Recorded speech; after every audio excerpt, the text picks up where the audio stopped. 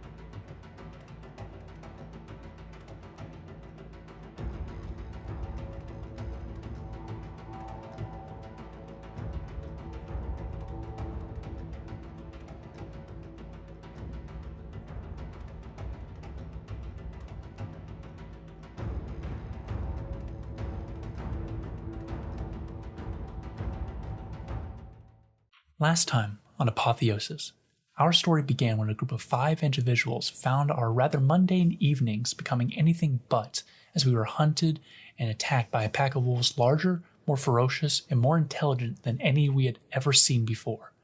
Banding together, Chris, Coda, Sarah, Teddy, and myself, Oliver, attempted to survive and escape our dire circumstances, awakening some mysterious and divine font of power within our blood that provide us with the capability to do feats of epic proportions. Unfortunately, in our mad dash for salvation, Teddy was mortally wounded, and we were unable to give him the medical attention needed in time to save him. Arriving at the hospital to deliver his body, we took the opportunity to get our story straight and come to terms with the harrowing experience that we had just gone through. Not long after making it through the night and being interrogated by the police, we were met with a young stranger who insisted that we come with her both for our own safety and to have everything explained to us in time. And all was explained indeed. We were informed that we were beings known as scions, children of the gods, and that the myths and monsters we had heard of and read about throughout our lives were very much real. Recently, however, the Fenris wolves, offspring of Fenrir of Norse mythology, had begun rooting out and killing scions before they even knew what they were. Taking this in at varying rates, we were left to cope with our new knowledge before we were each taken to receive a visitation of our godly parents and be bestowed birthrights to allow us to access the full capacity of the divine ichor in our veins.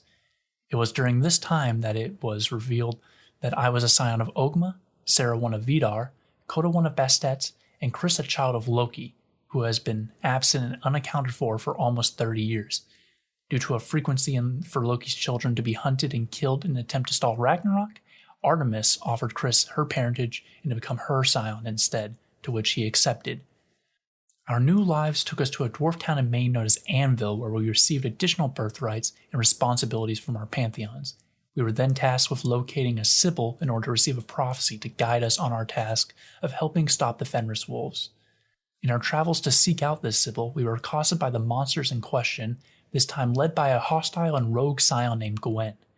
Fighting valiantly, we managed to stave off our attackers, at the cost of mass property damage, and quickly continued our travels to Georgia, where we plunged deep into the earth, where we then received our fortunes from a clueless woman who didn't understand the power that she possessed, nor how long she'd been down in that cave. Upon leaving with cryptic insights, we discovered that we had been down in the dark far longer than what it seemed, and quickly learned that one of our allies, Moira, a scion of Hera, was killed by the leader of the Fenris Wolves, another rogue scion named Steffan. After some time in a meeting with the goddess Artemis, we were instructed to meet up with our remaining friends on an enchanted and warded farm owned by another friendly scion named Damon. There we were able to find a measure of relaxation, or stress if you ask me, as we became acquainted with the dryads at the farm. Good things aren't meant to last forever, however, as we, with Net and Kareem, set out to rescue a pair of unawakened scions before the Fenris Wolves could get to them first. While this operation was largely a success and the twins, Lily and Lucas, were saved in time, it was not without its own challenges and complications, as our main group evaded titanic wolves, while Net and Kareem drew most of the attention and, in doing so, were met with Steffan himself, who ended the engagement by wounding Net, who was able to be saved by me and Coda during our next rendezvous. Using Kareem's connections, some semblance of safety was procured for the group, and Lily and Lucas were given a crash course in the new world that they had been thrust into before they were picked up to be given their visitation with their own father. Roughly around this time, Chris was cornered into a private meeting with Steffan, in which he learned that they shared a commonality and that they were both offspring of the trickster god Loki. Upon telling his band of this meeting, we began to plot and strategize against our enemies, only to later have a change of hearts and begin to question if a path of redemption were possible and could be used to save more lives down the line. A meeting with Steffan and Gwen was organized, and the offer was made, eventually ending with Steffan accepting the deal and Gwen walking away further enraged with her enemies. Though the agreement stood, alliances and friendships were strained by the mere offer to absolve Steffan, and it was made known that he would have to stand before the gods and face judgment to see if he was even worthy of the chance of penitence. This all culminated in us arguing on Steffan's behalf and making personal pleas to the various gods who were selected to represent each of the major pantheons before a vote was cast. The trial went in Steffan's favor, with a coin flip from Ganesha, the god of luck, being the tipping point that secured our success. Stipulations were still set, however, and it was decreed that Steffan would bear the punishment of his father and that we would have to perform a labor for each pantheon in order to earn his release. Not all paths remain linear for heroes. While I stayed steadfast in my desire to begin these labors, Sarah stayed with Steffan to accompany him and ease his punishment. Chris was tasked with other matters by his mother, and Coda was briefly waylaid with a mission by her own pantheon. I, not able to begin my quest alone, was given support in the way of two fellow scions of the Tuatha De Danann, Clint, son of the Morrigan, and Lucas, son of Lugh. Together, our trio decided to kick off our adventure the way any good Irish godchild would, by throwing a massive party in the town of the dwarves. Much fun was had, many drinks were consumed, and I may have drunkenly phoned a particular dryad late in the night to promising results. Come morning, we traveled to Ireland to begin our first labor, to recover the Dragonstone in Mogmetal, the Irish underworld, on behalf of the Tuatha De Danann. While we faced a number of challenges along the way, including Fomorians, ghosts, wolves, and pollen, we were able to locate the Dragonstone and recover it, but at the cost of Clint bearing a curse from the Fomorian king's throne. It was also during this time that Lucas, while intimidating our foes, let something slip in such a way that only I was able to identify that he may be more than he appeared. Returning from Mogmel, though the Tuatha were disappointed with the results, they accepted the labor as completed, and we were sent off to check in on Steffan in Asgard, picking up Coda along the way to rejoin our team. While recounting our adventures and getting familiar with one another at the airport, it was then that I made the peculiar discovery that the Dragonstone was, in fact, an egg that held a creature of a titular nature. Imprinting upon me, I now found myself responsible for an infant dragon, bestowing upon him the name of Brom. Arriving in Asgard, we checked in on Steffan and Sarah to give us a proper reminder as to what we were fighting for. It was then that Lucas also revealed himself to be Lugh, the god king of the Tuatha De Danann, and that he would be the one to claim Steffan as his own once the labors were completed. Revelations processed and phone numbers received, we traveled to Japan to begin our next labor, retrieve a sword from Yomi, the Japanese underworld, on behalf of the Amatsukami. Struggling to find entry, we eventually retraced the steps of Izanagi by moving the boulder and entering the cave that led us to Yomi. After acquainting ourselves with the underworld, we eventually navigated our way to the Poison Sun Ward, Yomi's reflection of the tragedy of Hiroshima and Nagasaki. where we fought our way past radioactive zombies by collapsing a building on them and found our old enemy Gwen conversing with the godlike entity of the ward.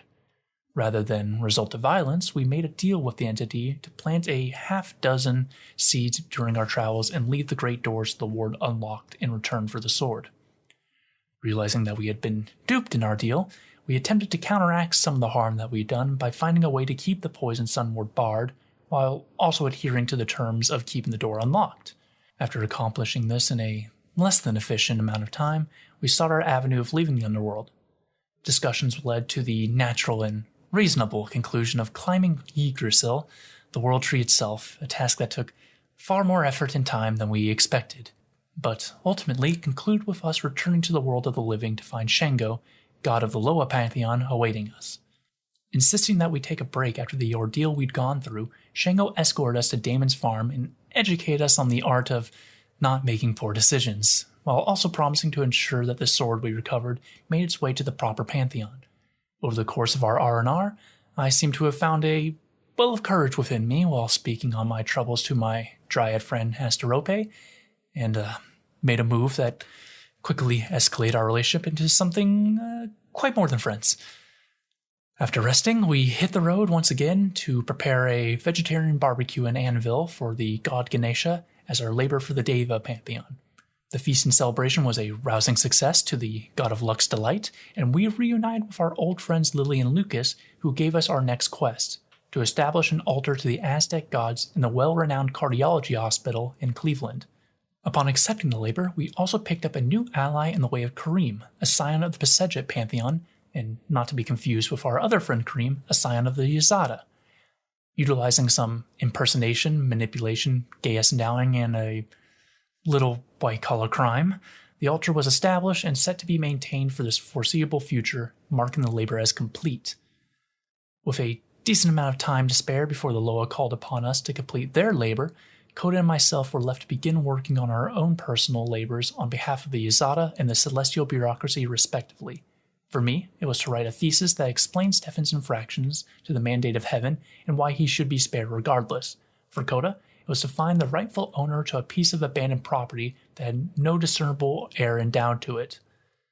Making significant progress on both counts by the time we were called upon, we traveled to New Orleans to reach the island of Guinea and protect it from intruders as the Loa enjoyed their yearly 24-hour celebration in which the dead, gods, and scions of the pantheon party together within a mansion hosted by Baron Samedi. Bodyguarding against those left uninvited ended up being a rather eventful feat, as we were faced with a kraken that we vanquished through the clever usage of cat laser pointer technology, and yet another run-in with our enemy Gwen that ended with Clint delivering a mind-controlled motivated punch to my sternum and pride, and evicted undead party crashers from the shores of the beach. Fortunately, all challenges were successfully dispatched, and we were rewarded with the knowledge that yet another labor had been completed. And with Clint going on a spiritual drinking adventure with Baron Samedi and other members of the Loa that culminated in a vast amount of new phone numbers in his contacts list, as well as an ambiguous meeting with the Baron's wife. Completing our task, we took yet another sojourn on Damon's farm, where we were met with the god Hephaestus and his scion Andre, who was then tasked with joining our team and aiding us, as the labor of the Dodecacathlon was just upon the horizon. Before that, however, we were escorted by the god of the forge to Wales, where I, unwilling to part with Brom, brokered a deal with the Welsh pantheon to be their champion and look after their great dragon until he decided he was ready to return home, an oath not taken lightly or kindly by my own pantheon. Following this, we dined with Mithras and completed the labor task to Coda, and then we sought out the celestial bureaucracy so that I could turn in my essay, to which I was informed that I performed adequately. Settling these affairs, we were formally given our next task, bestowed upon us by the Greek pantheon, originators of the heroic labor and well known in mythology for the difficult and lofty task placed upon their characters of legend. Told to perform funeral rites for 100 individuals fate-bound to the Dodecathlon and ensure each were given a narcissus flower so that a bouquet makes it to the underworld for Hades to gift to his wife, we promptly began to seek out the best way to make ease of our work, coming to the conclusion that the Myrmidons, ancient warriors used by Achilles, counted for our means and are easier to come by than a mass amount of dead Greek scions. We began our search for a mass amount of dead ant soldiers. Eventually, our search brought us to a scion of Poseidon by the name of Alexandra, after some initial confusion and concerns of threats, a deal was made by myself for Alexandra to ferry us to the island of the Myrmidons to complete our labor, and, in return, she would receive a vial of the Hesperides apple juice that I was gifted for my birthday. Agreeing, we made our offerings to Poseidon for safe travels and set sail for Aegina. Not long after our course began did we come face to face with a mighty storm that resulted in us washing up on a completely different island than intended. Tropical and filled with wild animals, we eventually found the place inhabited by an utterly enthralling woman who called herself Penelope. Though charming, hospitable, and lonesome, we spent several weeks on Penelope's island making repairs to our vessel to continue our quest. All the while, details about our host continued to seem off, until suspicions culminated with the discovery of a cave that laid out a number of clues that led me and Andre to a specific conclusion as to who our new companion truly was. Upon bringing our accusation to Penelope, but with the caveat that we wished to remain cordial, the woman dispelled her act and revealed herself to be the sorceress Circe. Maintaining amiable terms as we negotiated, we eventually reached a deal with Circe in which she would perform a ritual to aid us in reaching our proper destination, but in exchange, each one of us would spend one night in her bed alongside her. Taking the opportunity to connect with the outside world, I was granted permission from Asterope to take part in the ritual, and Andre refused to be involved whatsoever after he was unable to contact his own romantic partner after discovering she'd been put into an arranged marriage due to Andre's prolonged absence. Though Coda elected to stay behind on the island for an extended duration with Circe, the rest of us completed the ritual and managed to arrive on Aegina to request an audience with the Queen and explain our situation. By macabre fortune, it was disclosed that a vast number of Myrmidons had met a grisly end via mysterious means, and we would be permitted to perform the necessary rites, under the condition that we took part in the island's funerary games to pay homage to the warriors that lost their lives. Agreeing, I, Andre, and Clint performed admirably in our various games of choice, with me making a shocking display of my developing physique in the traditional bare chest, leather skirt, and sandaled feet attire of the ancient Greeks, something Andre quickly capitalized on by snapping a photo of the ensemble and promptly sharing it with the nymphs of Damon's farm. Following the games and reuniting with Coda, we ventured into the underworld of the Dodecacathlon, this time through the passage of your average gravesite, where we collected the spiritual bouquet and paid our tithe to the ferryman Charon. Our journey took us across several of the afterlife's rivers, inevitably before the gates of Hades, where we faced Cerberus and lulled the great three-headed hound to sleep. Soon enough, we were before the Lord of the Dead himself, where we proffered our offering and were instructed to deliver it to Persephone in the garden. Another labor completed, we took one quick stop while in the land of the dead and sought out Moira in Elysium, allowing Coda and myself to speak with her about all that had happened since her death and get a little bit of closure. As this conversation ended, Moira bestowed me with a kiss that granted me a powerful vision of prophecy that allowed me to warn my companions about potential dangers in our next labor before promptly falling unconscious. Taking my words into account, the band toted my unresponsive body along with them as they exited the underworld and soon came into contact with Bast, who provided them with their next and final labor on behalf of the Pasejet, to break into a secure facility and steal the feather of an angel without crushing it. Heeding their incapacitated friend's warning, the band left me under the care of Alexandra as they sought out to complete the task given to them, planning extensively and taking measures to ensure the safe transportation of their prize. The end result was the heist of the century that, while costing one of the 9 lives of Coda's feline familiar and a rather extensive beating to Clint's bird companion, was executed nearly flawlessly and even permitted the band to nab a collection of additional relics that appeared as if they were being prepared to be auctioned off. Returning triumphant to find me awake and active, we were able to identify our newly acquired goods with the intention of returning them to their pantheons of origin. This matter resolved and all labors completed, we returned to Asgard to have Steffan and, to a lesser extent Sarah, released from imprisonment and have him officially join our band once he received his visitation from Lugh. However, on our way to depart from the overworld of the Aesir, we came upon what appeared to be an injured man claiming to be a scion of Coyote named Ozzy.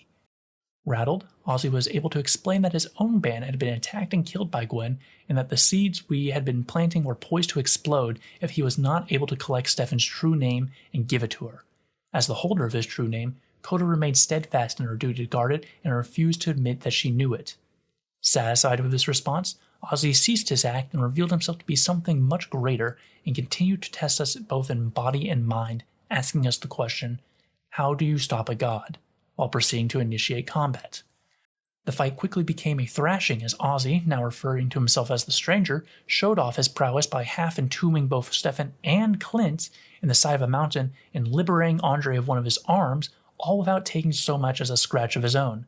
As the fight commenced, questions were posed in search of an answer to the Stranger's riddle, concluding with me outright asking for the answer in an attempt to outsmart the game. Amused, the Stranger conceded and stated that to stop a god, one must take away their faith. It was then that Lou arrived to rescue us, and the Stranger departed. After taking our account of what happened, Lou gave Steffan his visitation, adopting him and binding his Iker as a son of the Tuatha De Danann, before calling upon the Morrigan to provide further illumination as to who we encountered. Reading our fate threads established by the Endeavor, Morrigan was able to come to the harrowing conclusion that Loki had returned, and we had just faced him in the flesh. Compartmentalizing this information for the time being, we were taken to the court of the Tuatha gods, where we regaled all present with our adventures and were hailed as heroes and elevated to the shining status of demigods. While the celebrations were great, they were also brief, as the Morrigan made the announcement that Loki had returned, immediately sending all gods present, and maybe the rest of the pantheons as news spread, into immediate and dire preparations. What happens next? Well, there's only one way to find out. I'm Clara Allison, and I'm playing Blythe Zhang, the scion of Odin. Hi, I'm Gavin Cash, and I'm playing Clint Brazos, a scion of the Morrigan. Hello, I'm Heretic, and I'm playing Steffan Varger, the scion of Lou. Hello, I'm Gary, and I'm playing Oliver Bright, the scion of Ogma. Hello, I'm Solomon, and I'm playing Andre Briscoe, the scion of Hephaestus. And I'm Bloodied Porcelain. I will be your storyteller for the evening. Brothers shall fight and slay each other. Cousins shall kinship violate. The earth resounds, the giantesses flee. No man will another spare. Hard is it in the world, great whoredom, an axe age, a sword age. Shields shall be cloven, a wind age, a wolf age, ere the world sinks. Mim's sons dance, but the central tree takes fire at the resounding Gjallar horn. Loud blows Heimdall, his horn is raised. Odin speaks with Mim's head. Trembles Yggdrasil's ash yet standing. Groans that aged tree, and the Jotun is loosed. Loud bays Garm before the Nupa cave. His bonds he rends asunder, and the wolf runs. Hirm steers from the east. The waters rise. The mundane snake is coiled in Jotun rage. The worm beats the water, and the eagle screams. The pale of beak tears carcasses. Naglfar is loosed. Good evening, players. Hello. Good evening. Hello. Good evening. Hello.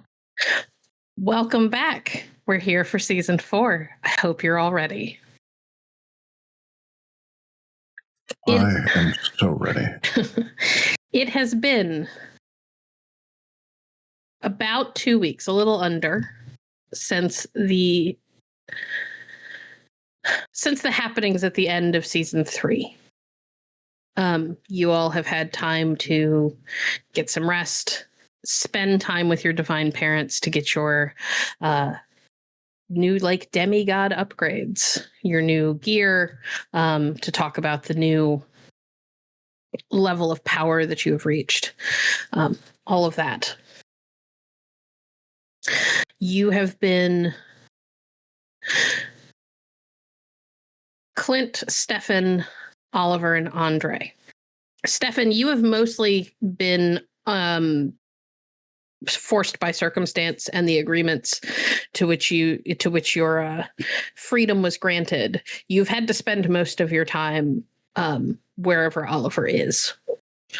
He is responsible for you, given that he was part of the original band that freed you.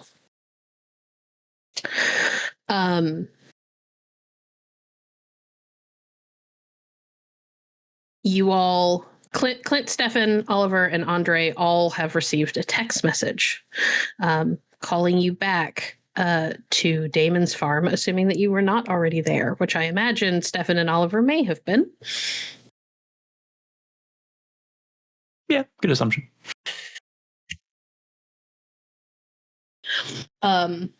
Damon has not told you why. Just said that there are orders from on high. You need to come to the farm.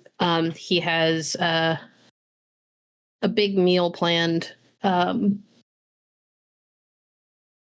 that he has a surprise for you.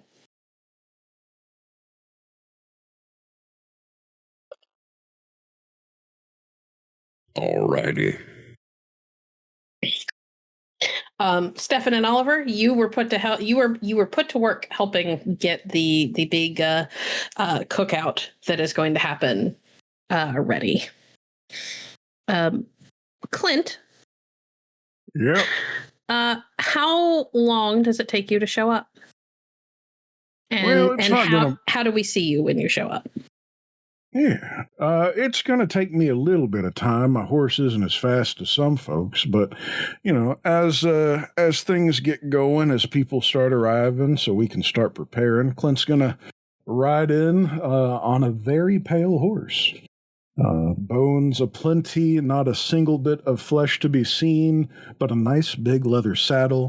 Holds up a 6'4", 230-pound brick house with a big old cowboy hat on his head and a bird that flies down to land on his shoulder as he hops down, and the dirt starts to mess up his boots.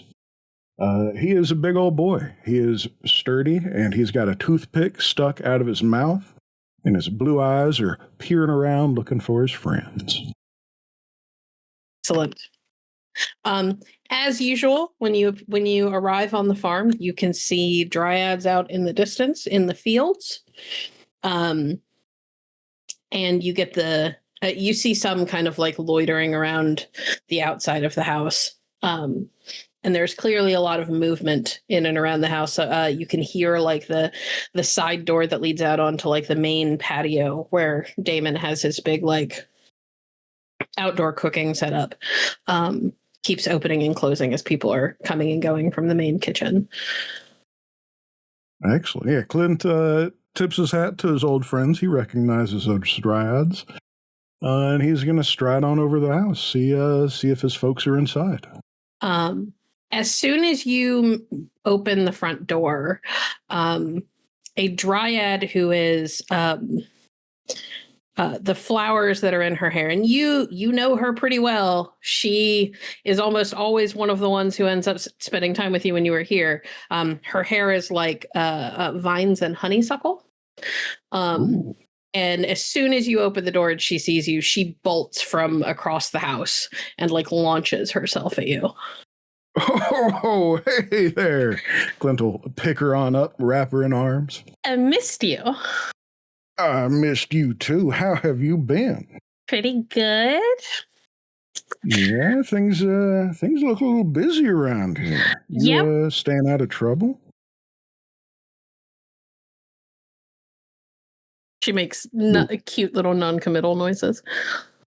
I mean, we could go start some trouble. Clint chuckles. Think Damon might get frustrated if we start that early? Oh, yeah, he does have expectations. All right, let me go say a hi first, and then we'll see what's going on. And rather than allowing you to put her down, she like literally climbs and scrambles around you so that she is like piggyback on your back. Oh, perfect. There you go. All right, hold on. Hey, don't pinch that. All right.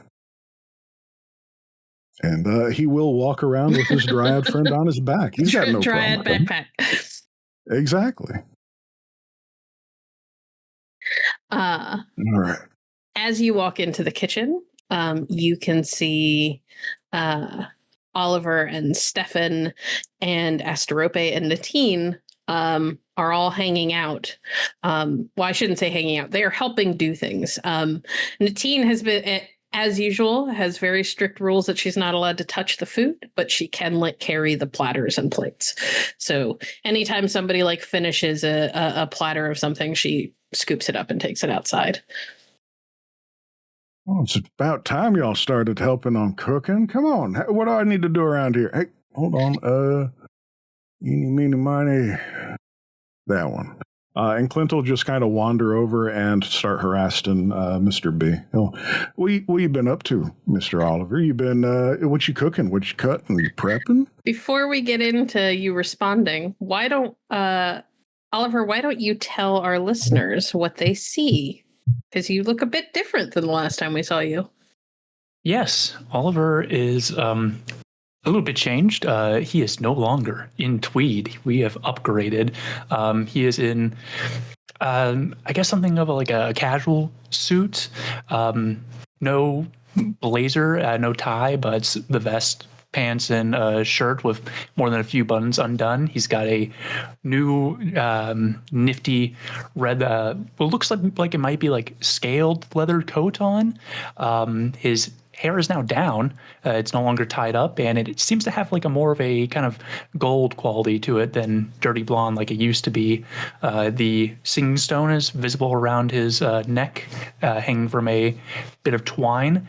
And as Clint's kind of like walking up to him, due to the fact that Oliver does have feature multitasking, he is both helping with the preparations, but also seemingly reading a book at the exact same time. What are you reading there? Oh, hey, Clint, just some mythology stuff, some more esoteric things I'm trying to find. And yeah, if you want to help out, I think some cutting and dicing needs to be done. Yeah, okay. You mind holding on to my backpack for me? And he'll wiggle his dryad friend. I'll look up from the book for like half a second. He's stronger than he looks, I promise. Have you learned nothing? Honeysuckle is a clinging vine. Yeah, all right, I don't mind. It's fine. You can stay around. Clint is putting on airs as if he is mildly inconvenienced when he is in love with what is happening. Okay, great. Steffan, what do our listeners see when they see you? Well, Steffan's a bit less clothed. He is now shirtless, of course. Got a bit more tattoos across his body. One for each of the previous band, as well as Andre Briscoe. He has deadly nightshade across his chest.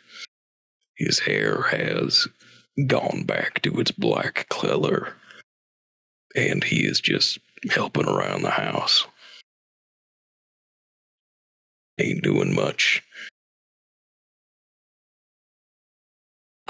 Natine has you helping to put together like the form the patties for the burgers that are going to go out on the grill, because she can't. So she's tasked you with like taking the big bowl of ground chuck and all of that stuff and actually forming it into the proper patties. Alrighty. It's been a while, Clint. You having fun already? Well, of course. I mean, how can you not have fun when you show up here and you got folks like Millie Anthony?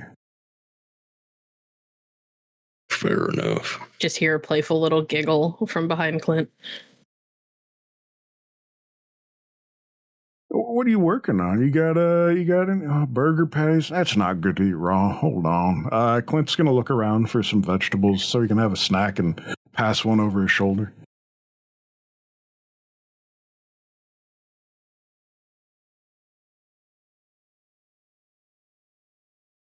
What are you passing over? Like a carrot stick or celery stick, something like that?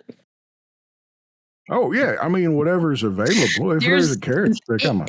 This is Damon's kitchen. The one thing you have learned about Damon's place is there is always food aplenty, especially freshly grown stuff. He has like a number of greenhouses that basically just produce food for the farm itself, and occasionally get shipped out to the local farmers market because they almost always overgrow. Well, in that case, we're getting ourselves a bowl of baby carrots and a sidecar of ranch. Excellent. Andre? Yes. when do you show up? How long does it take you to answer the summons? And how do we see you when you show up? Well, I probably would have just immediately started making my way out there. Probably would have used a little bit of stuff from the workshop I was holed up in for the past 2 weeks to improve the daedalus device on a temporary scale, so that way I could get there a little bit faster. It's already pretty fast by itself, but much faster with a little bit of help from certain esoteric materials. So basically, I would be using the daedalus device to fly my way out to Damon's farm, since my dad ain't here to help me out with the proper portal ways that we got to it last time. So no falling out of a wardrobe this time. Perfect. You all hear the sound of booted footfalls and the opening of the front door, and can see through the kind of like open floor plan of this big redesigned farmhouse. Andre walking in. Andre, what does everybody see? Well, what people see is a little different from the last time they saw him. The last time they saw him, he had a more laid back and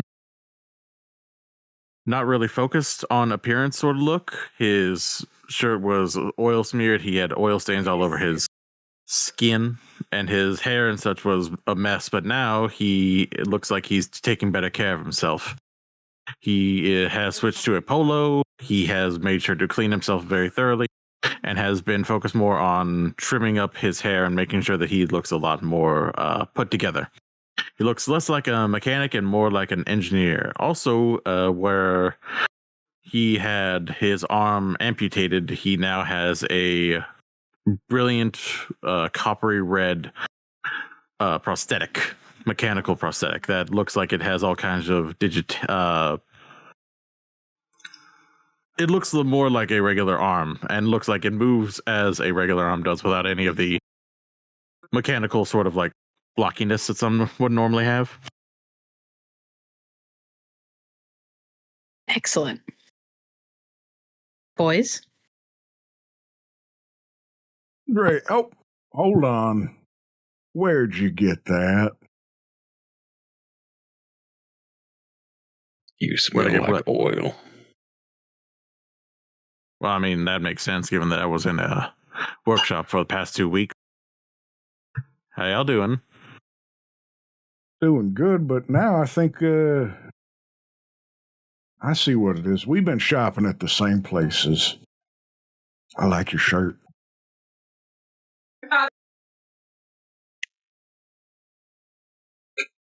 Thanks. I like your outfit too. Black looks good on you. Well, thank you. I mean, I learned it after watching Mom all these years. It looked so good on her, I figure I had to try it out at least a little, and I gotta say, these leather chaps are kind of fancy. I'll like look up for half a second again.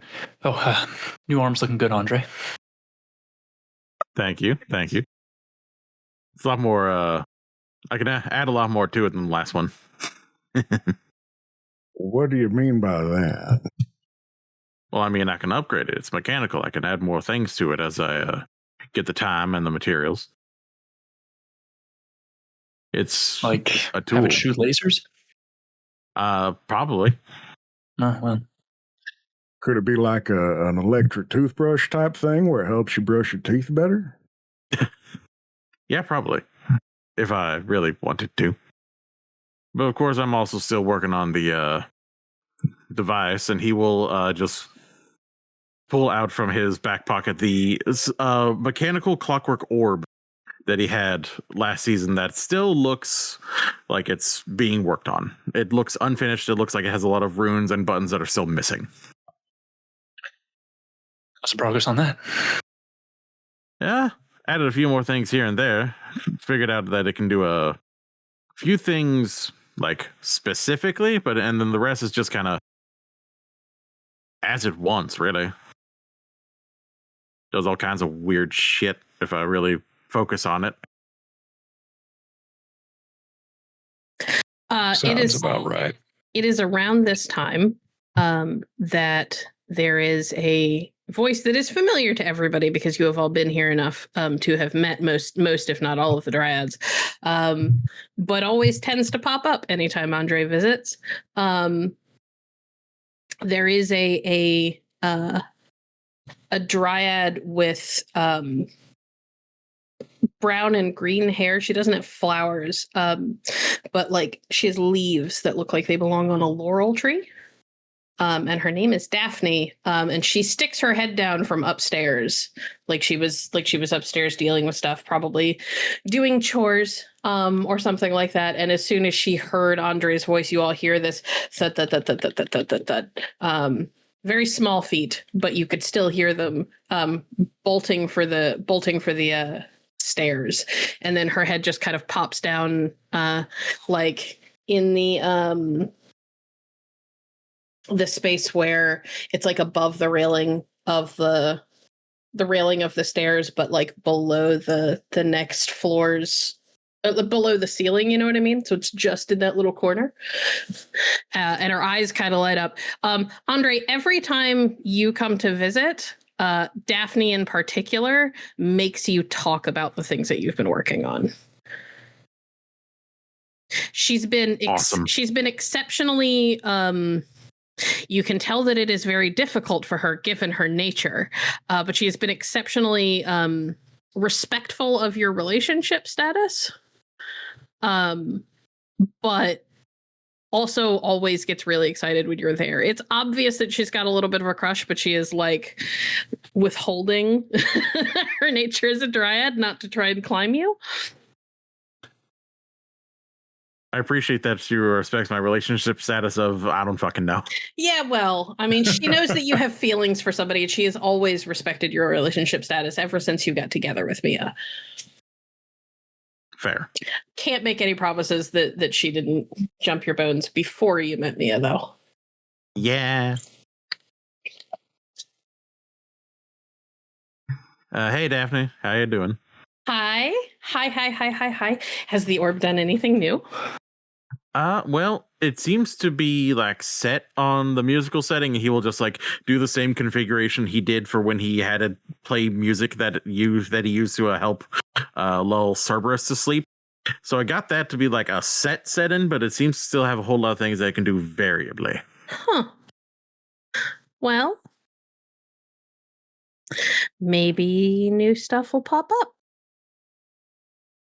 Yeah, probably. Especially if I keep fiddling with it a little bit here and there, though. It would really suck if I tried to fiddle with it and then it just like exploded. It would. That would be bad, but it hasn't done it yet, and you've carried it into some pretty dangerous situations. So I think if it were secretly a bomb, you would have figured it out. Yeah, that's fair.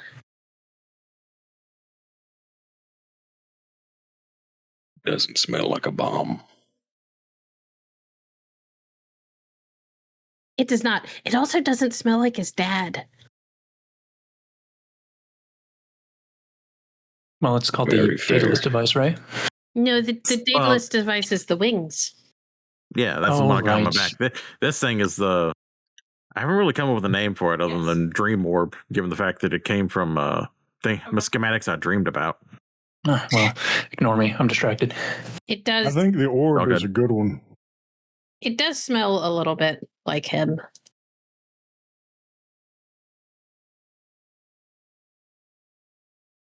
Anyway.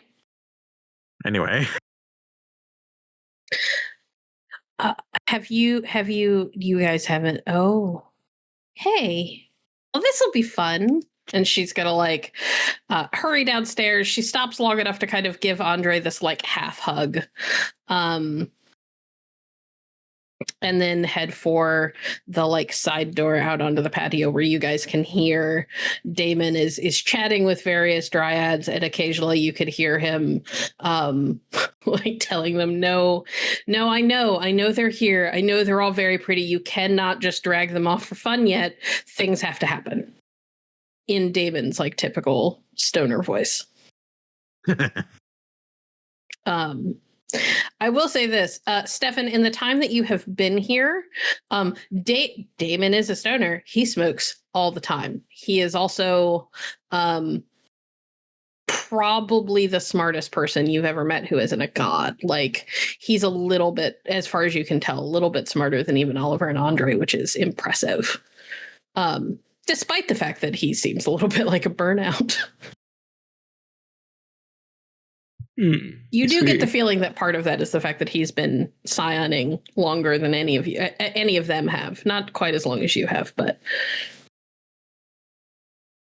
you also got a little bit of a hard reset. So,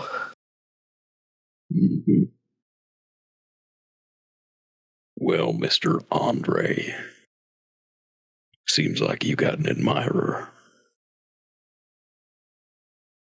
Yeah, I think it seems like we all got one. Deserved or not. That's the thing about these dryads. They have a habit of growing on you. I like that, Clint. I'm stealing that one. Oh, yeah, feel free. Stefan, if you could, I'd like, an extra big patty, please. I'm particularly hungry. It's been a long ride. All right, that can work.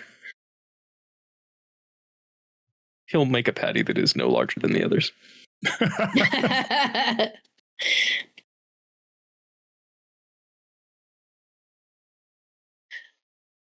So, it's nice that we're all back together.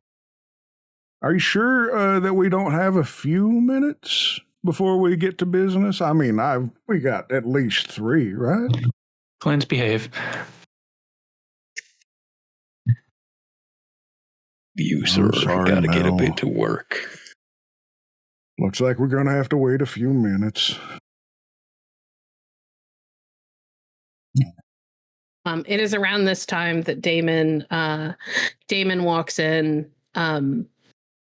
He is in his typical kind of stoner fashion. He's got one of the farm t-shirts on. It is currently a little bit stained around like the edges of the apron that he is wearing. It's like he wore an apron to try and protect the shirt and still managed to fuck it up. Although some of the stains are like on like the outside of his sleeve, so you think that at some point he may have gotten hit by a dryad with food. That at some point there may have been a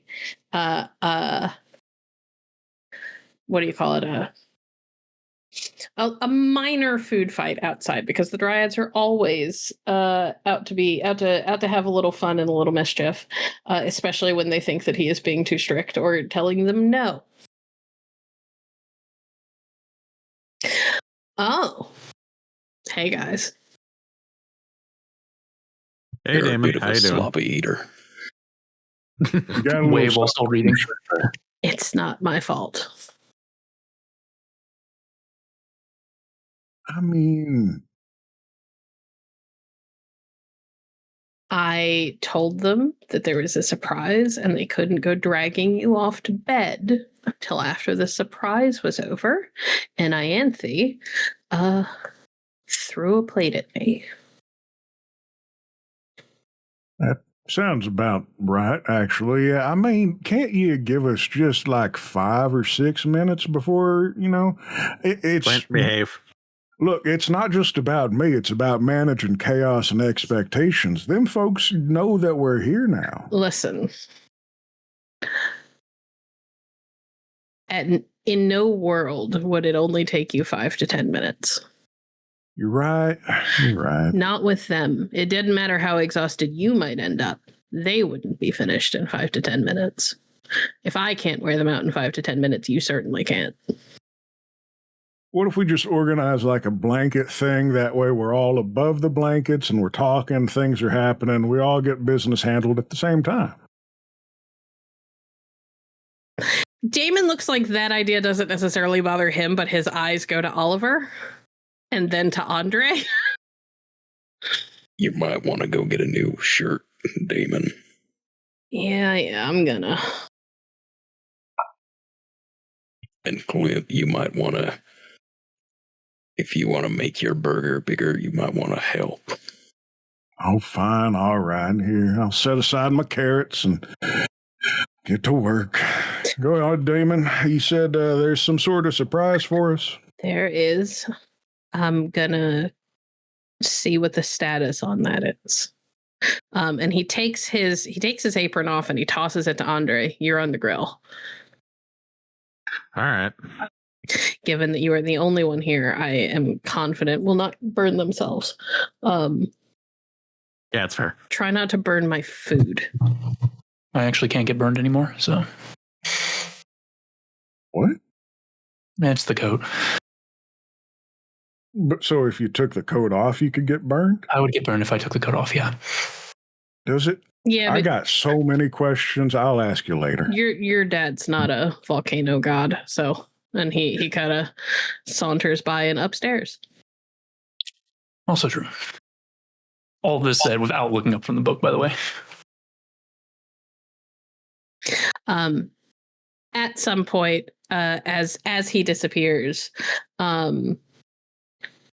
Asterope kind of like shuffles over from where she's standing. She does this little like half shuffle step so that she's directly next to you and then bumps you with her hip.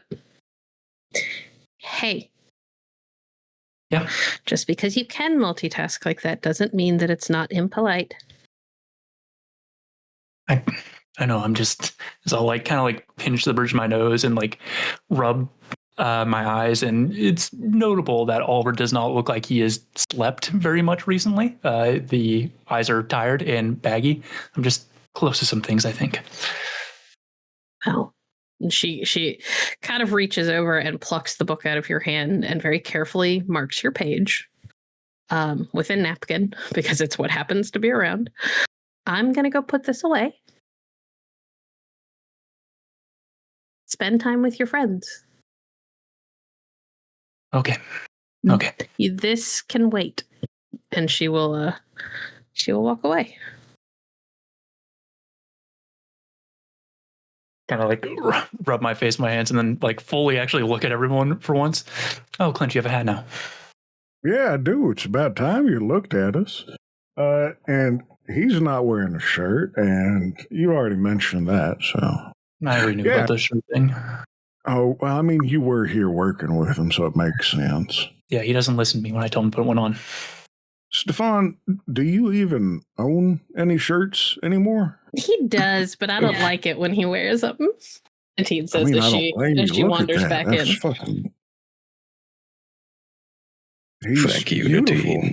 Nadine. Oh, Clint, after my poor dead heart. Yeah, I know. It's that whole handsome but dangerous thing. It's a problem. We're going to have to address it later, I'm sure. But for now, what's going on? And Clint will turn his attention to Damon. Damon is not in the room. Damon went upstairs to change his shirt. He went upstairs. What do y'all think is the surprise? I don't know. He's been pretty tight-lipped about it. Nothing good. Speaking of tight lips. No, where's this going? Oh, nothing. Clint just squeezes Mellie's thigh and continues on cutting up vegetables. She is giggling. It's a great... Listen, I know what the surprise is. It's awesome. Well, I trust her judgment. And she kind of grins over at Andre. See? I know what I'm talking about. I am an authority on fun things. Well, when you're sitting on a throne like that. Well. It furrows his brows, trying to understand.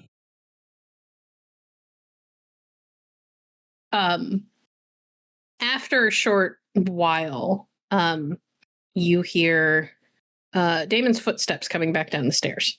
And there is another set of much quieter footsteps that are following him. Into the room steps a dryad that is unusual, to say the least. Clara, would you like to describe what they see? Yeah, there is a dryad who has sort of not like cascading hair like some of the other dryads you've seen. Small leaves in sort of a long hairstyle, dotted throughout with like little white flowers and little red berries. Her eyes are the same kind of color as the berries, and she's got, woody colored skin, sort of a sort of darker brown. The most odd thing for people who are familiar with dryads is that at the ends of her like elbows and like on her knuckles and stuff, she has like small thorns. And she just pokes her head out from behind Damon with a big old smile. Hi. Oh, hey there, Damon. Who's your new friend? I think she can introduce herself. My friends call me Hawthorne. Hawthorne, nice to meet you. I'm Clint Brazos, and these are my friends. They can say their own names. I'm confident in them. And she just Hi, looks expectantly. Oliver.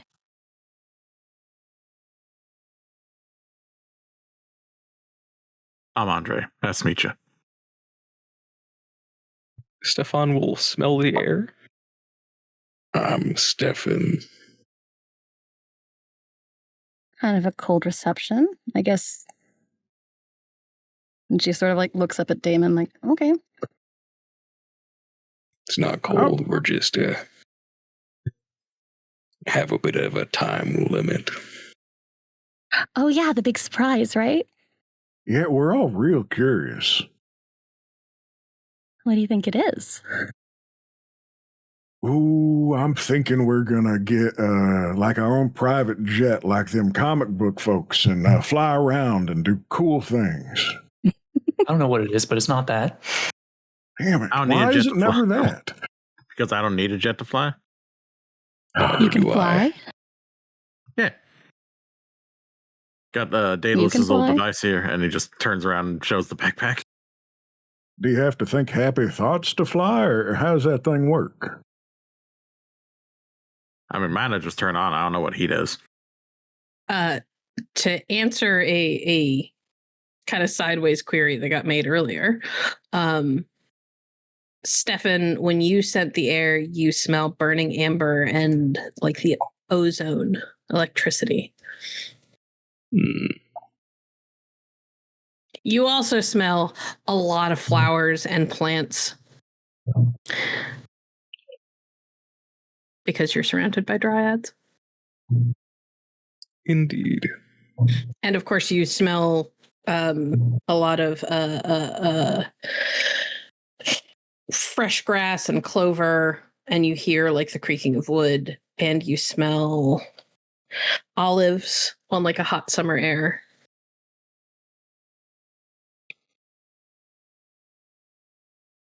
Well, it is nice to meet you, Hawthorne. You're Steffan, right? Yep. Well, it's very nice to meet you. And she'll like reach out to shake his hand. Oh, careful, he's been touching raw meat. Oh,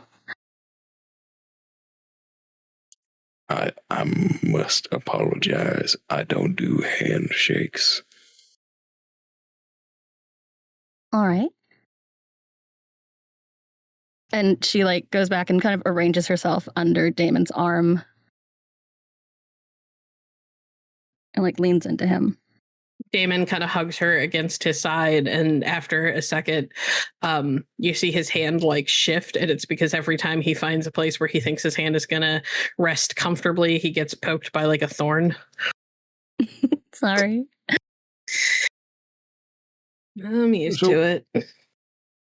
Hawthorne, why were you holed up there instead of out with the other folks, throwing food around and hitting him with a sausage or something? Damon doesn't like when I unionize the dryads. Yeah, I could see that being a bit of a problem. No, I was just taking a nap.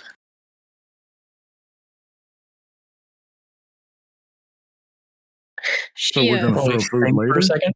I thought dryads tend to sleep normally. They don't, but Right. they still have to rest. All right, fair enough. Your room here does, in fact, have like a pot that Asterope can turn into a That is plant. a good point.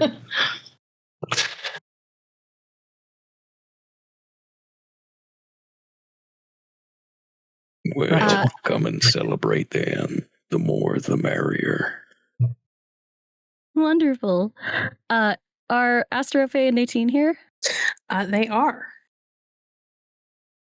Hawthorne just sort of tilts her head to the door.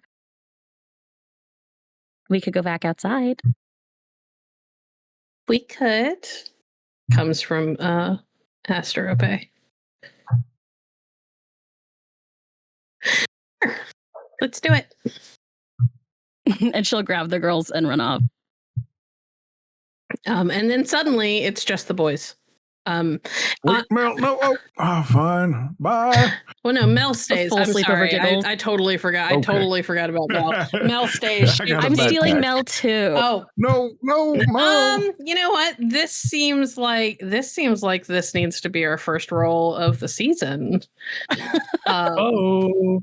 Ooh. For those of you watching at told home, you. you will notice that there is a new little white box that has popped up at the top of the screen. This is our this is where you will see our dice rolls. I told you we're starting with PvP. No, this is not PvP. Let's see. What can I have you roll? I guess persuasion. Sure. Clint, you can also roll persuasion. I'm gonna Wow, go lose. ahead and do that. You both get your pretty bonus. Ooh, all right. Shit. I was like, oh, where do I add that? I have a weird question, BP. I may have a weird answer. Can I roll to see if the scent follows her outside? Yes, it is going to be difficult. That is fine. My perception is muy grande. All right. With the attractiveness bonus, I do get up to a 29 on my persuasion. I don't think I can beat that. Oof. No. 29 for my perception. Okay. Unfortunately, I because I had to reset the chat so that you guys wouldn't have spoilers for powers and things because we were testing macros the last couple of days. You guys can't see Clint's 29 persuasion, but I promise it is there. It's just too high to be caught on the screen. So Blythe attempts to get Melly to leave with her, but it just does not happen. Melly goes, "No, it's okay. You go ahead. I haven't gotten to hang out like this in a while." All right, that surely thing the he does with his surprise- tongue. Yeah. Though Damon said I had to behave. I don't get to do that right now. So Damon. he just sort of shrugs. There's a surprise coming. It's important. Fine. So Hawthorne, Asterope, and Natine all disappear outside. There is a moment where Damon looks a little indecisive because poor Andre is stuck outside working the grill. But he decides to hang out for a couple more minutes. He goes to the fridge and grabs beers for all the guys. and hands them out, and has an extra one in his hand that is probably going to Andre at some point. Steffan, with your 29 perception, which is insane, by the by. That plus 20 to perception is stupid. I hate it here. The scent does the specifically burnt amber scent does in fact follow Hawthorne out the door. Steffan will turn to look at Damon. You got a new friend, it seems. Oh no, she's not new. I've known her for years. Known her as long as I've known the other dryads. Thinking back, do I remember seeing her around at any point? No. Bearing in mind I do have a vague memory. You do not. Huh. Haven't seen her around. She doesn't always make herself known.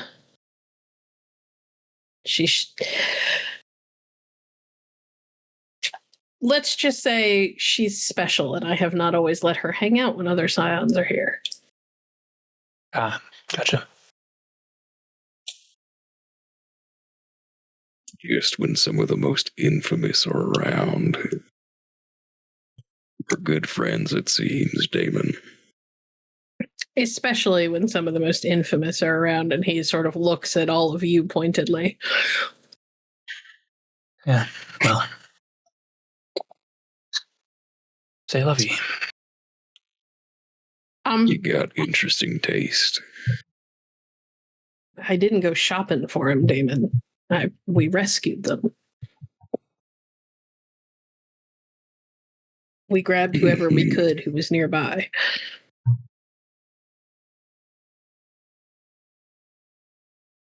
All right. I trust you. As I'll you look down at the beer in my hand, which I haven't opened yet. Do you have a LaCroix instead? Damon sort of gives this long, suffering sigh. We've talked about this. We've been practicing. You are perfectly capable of handling a beer. I know I'm capable of it. I just don't want one. No, I don't keep LaCroix in my home. It's a crime. It's really not. It really We could just shake an orange at a glass of water. You'd get the same thing. Exactly. No, that would still be flat. The bubbles are what bring out the flavor. Whatever, it doesn't matter. Are you a polite man, Oliver? Where is this going? Well, you better start drinking before it spills. And I'll hit the bottom of his bottle. Oliver. Mm-hmm. Make me a...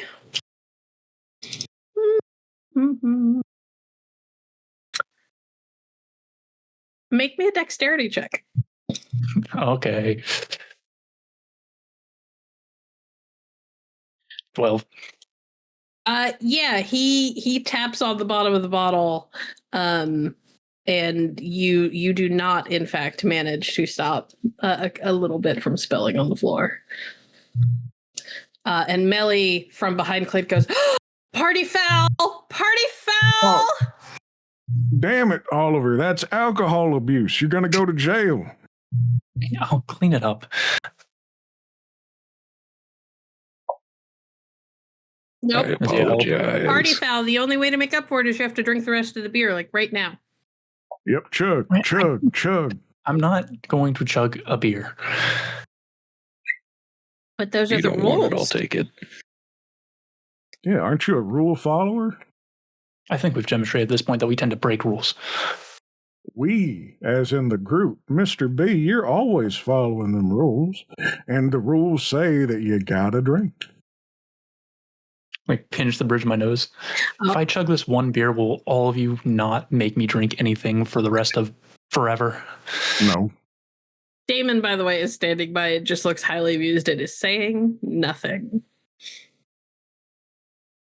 You don't have to do anything you don't want to, Mr. Bright. But it is impolite. Also, rules of hospitality, man. You Okay, get fine. offered food and drink. You take the food and drink. I'll chug the beer. Attaboy, good job. Excellent. Oliver. Mhm. Oh, never mind. I can see your stamina. You do not need to roll. You're fine. Yep. It's better now.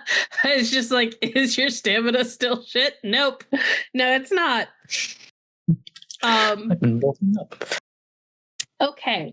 Outside, Andre, you are on the grill when a dryad you have never met before comes out in the company of Natine and Asterope, and they are arms linked and giggling together, like basically like college girls. Ladies. I'm sorry, I don't think I have met you before. Hawthorne. You're the Pleasure last to of meet the you, band, Hawthorne. right? Yeah, it's me. Yeah.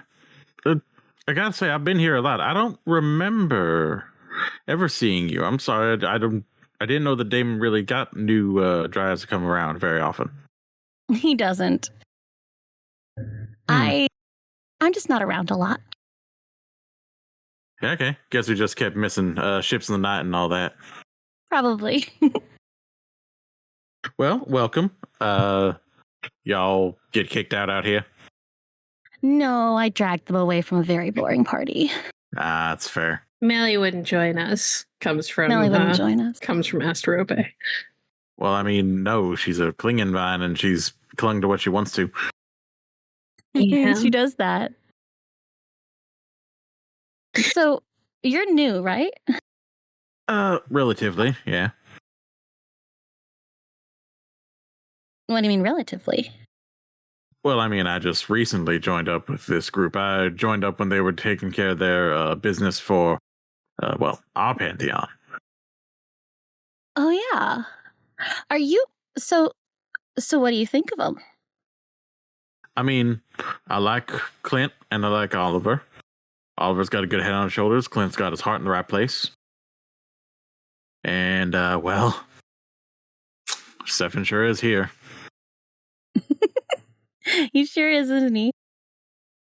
Yeah, he is. Clearly that bothers you.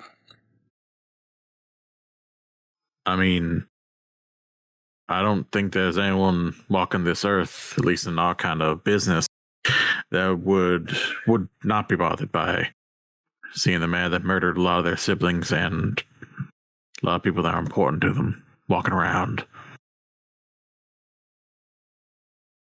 Yeah. Well, it seems kind of strange that the rest of them seem to forgive him. Well, Oliver didn't really know any of his siblings and was going along with this idea of redemption. And Clint's heart is really too big, all mixed with the unique perspective of a scion of a god of death. Well, goddess in his case. The Morrigan, right? Yeah, the Morgan. And Clint's got a heart Oliver, the size of the state he comes from. Comes from Natine. Yeah, that's true. And Oliver's able to see basically every fucking equation, given the fact that his dad's Ogma. So they can probably see a lot more of the logic and the hope for what they're doing here. Right. And Hawthorne sort of looks over at Natine. No offense. She just sort of shrugs a little bit. I get it. He really does want to do better and be helpful. We'll see. I mean, I guess. What you working on? I'm just cooking up the burgers. Making sure that, and he just actually points to one that's a little bit bigger, giving Clint what he actually asked for. Trying to be nice here. Been a while since we all hung out together. It's a real boys club, isn't it? Yeah, we had another who was here, one of the Scions of the Passaged, but she had to go back. There's a lot of shit happening in Egypt. I assume she also couldn't stand Steffan. She also was part of the original group that made this whole plan to give him a chance at redemption. If anything, she was one of the ones who argued the hardest. But Really? but her mom has stuff for her to work on, so she got pulled away. Hopefully she'll be back. Hopefully. Damon sent her a care package because she's so far away and it would be so hard for her to get here just to pick up her supplies. But he shipped it. Good. I've been hoping that he was able to reach out to her and get her what she needs. Yeah, I mean, it was the Iris Express, so He wouldn't have to pay it if he'd let me do it for him. And she says that to Asterope. Yeah. You do it for him.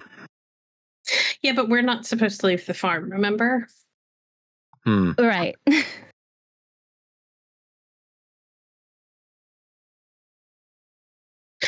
So, what do you do around here, Hawthorne, if you don't mind me asking? Just dryad things, mostly sleep with Damon. And she does like a little like, she kind of tilts her head like she's trying to look innocent. Storyteller. Yes. Is there some method with which I could figure out if I'm being bullshitted? Absolutely. You can roll insight and Hawthorne can roll deception. You know what? I think I will. Does he think I'm pretty, and does that count for this? Do you think she's pretty? Yeah. Then yes, it can. Oh, fuck. You nerfed my pretty when I look like this. Yeah, let's make it a +2 instead of a +5. So you get the first rank, not the second. You only have to beat a 15. This shouldn't be that hard. Oh yeah.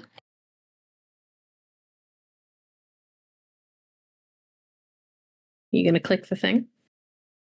Oh, I did. I don't see it. I rolled a 19. What? Lies and slander. Yeah. Oh, it looks like I've been disconnected. Oh. Looks like Roll20 may have hiccuped. 1 second, guys. Nope, it's there. I see it now. Here we go.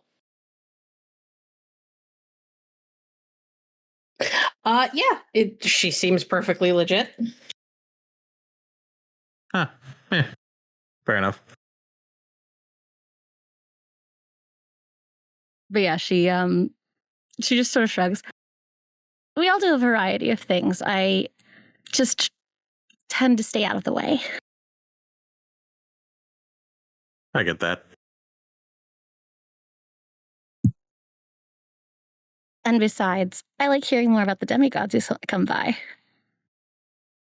Oh yeah? You hear a lot about this band from other people? A little. You have been very busy.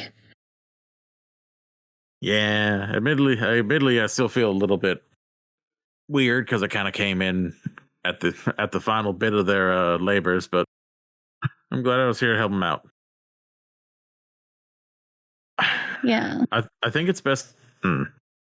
I agree with what they're doing from a logical standpoint, because being hunted down just for who you come from is shit. But he also did a whole lot of shit because of being hunted down, which don't excuse it. So I guess how much good can you do to balance out, mass murder? Just all you can, really. You give your life to it. You give everything you have to showing that you want to be better. But you also have to understand that the moment you slip, people will be coming for blood. Probably.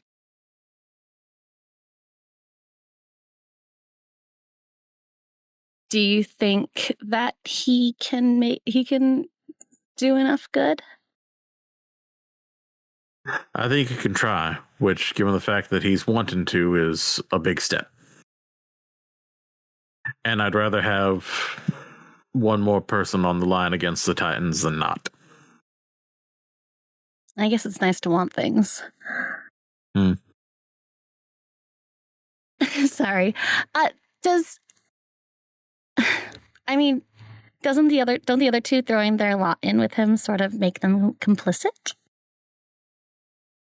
Well, one, they didn't actually commit any crimes. Two, they wanted to just make sure that he gets a chance to rehabilitate and redeem himself. They didn't say that what he did was okay. I think that trying to lump them in as party to murder is a bit black and white, and that our world ain't like that. Everything's fucking complicated. Of course not. Everything is complicated. I guess.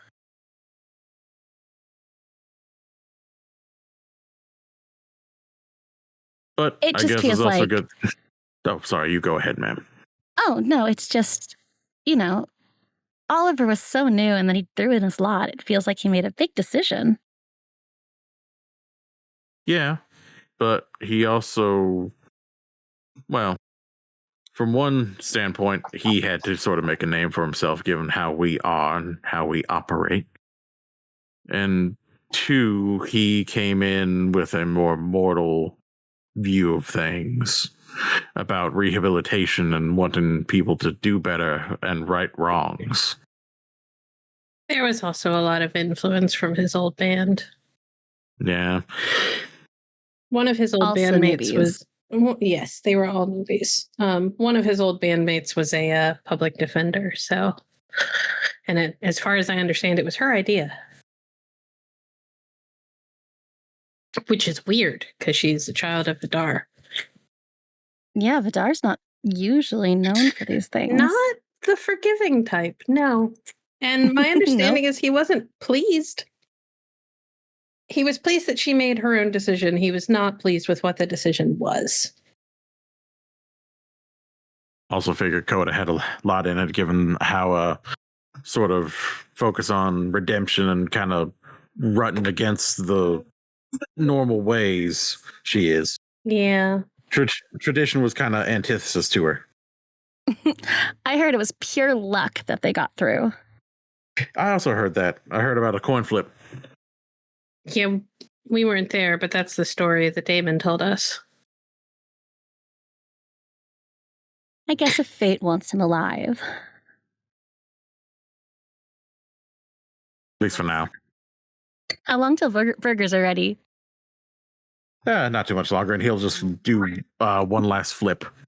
And it is around this time that the side door opens and Damon returns. Well, I should have just waited for you to show up and let you do it. Yeah, I don't know what you were thinking. I was thinking that those boys in there eat a lot and we should start making stuff early. Yeah, it's fair. Clint alone puts away half my kitchen every time we serve a big meal, so it's a good thing we always have an ample amount of food. Oh, yeah.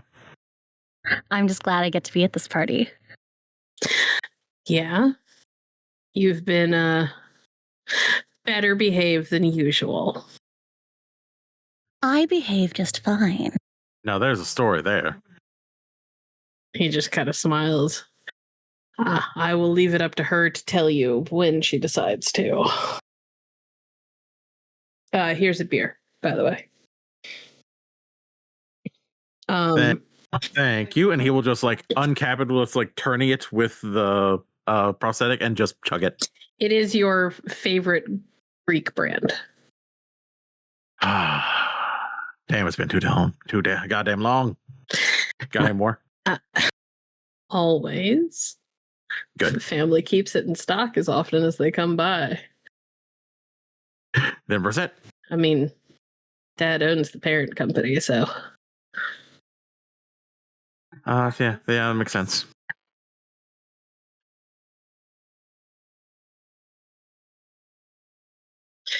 Well, seeing that the burgers are almost done, he will stick his head in the... Oh, wait, hold on. Before we do that, I should jump back to the guys in the kitchen. Now that Damon is gone, is there anything you guys want to talk about?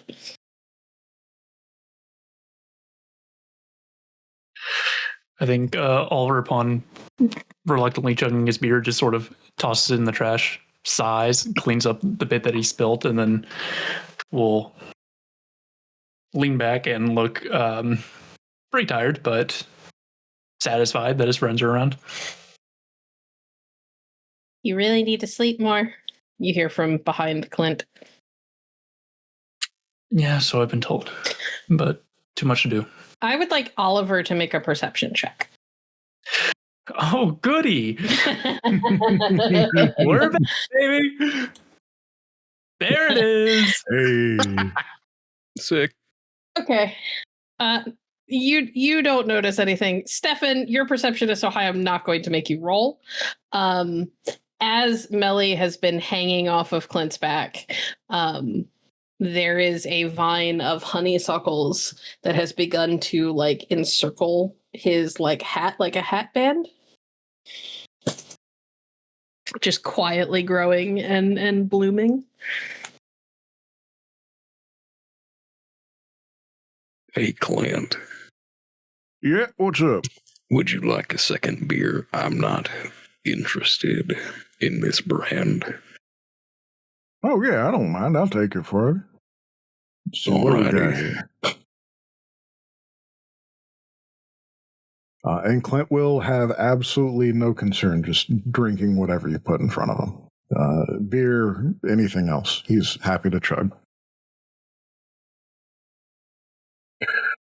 So, now that he's gone, what do y'all think? I mean, we haven't had to go out and do anything important for a minute. So.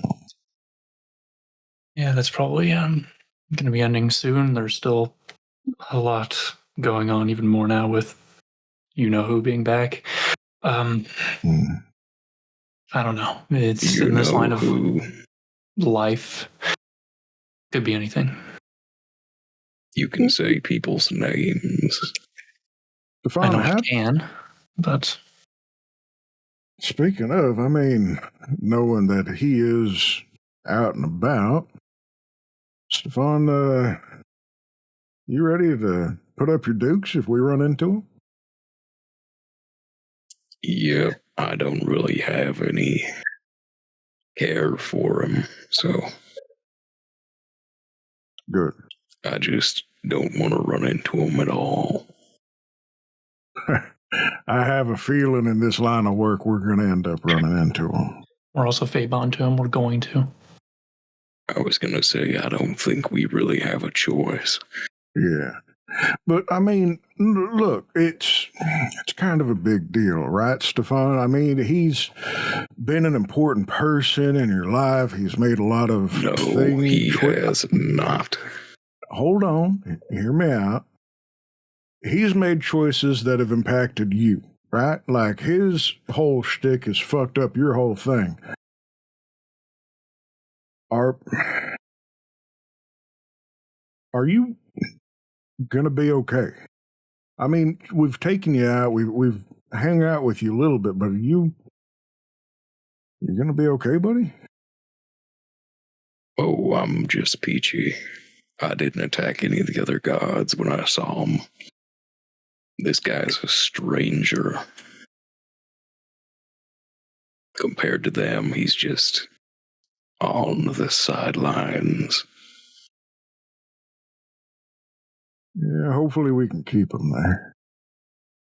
As this conversation continues, Oliver kind of like his brow kind of furrows and his hands twitch, almost as if like he's itching to grab something. And maybe a few seconds after that, he reaches into his coat, pulls out the Tome of Stories, and just starts flipping through it, like not quite feverishly, but as if he's just trying to find things, but without any particular rhyme or reason. Okay. Is there something you want me to have you roll, or? No, that's just fluff. Okay. Didn't your book already get taken? Where the hell do you get that thing?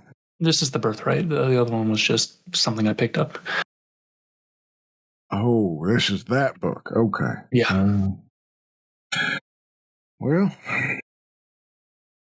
Any of y'all smell anything weird when that dryad came by?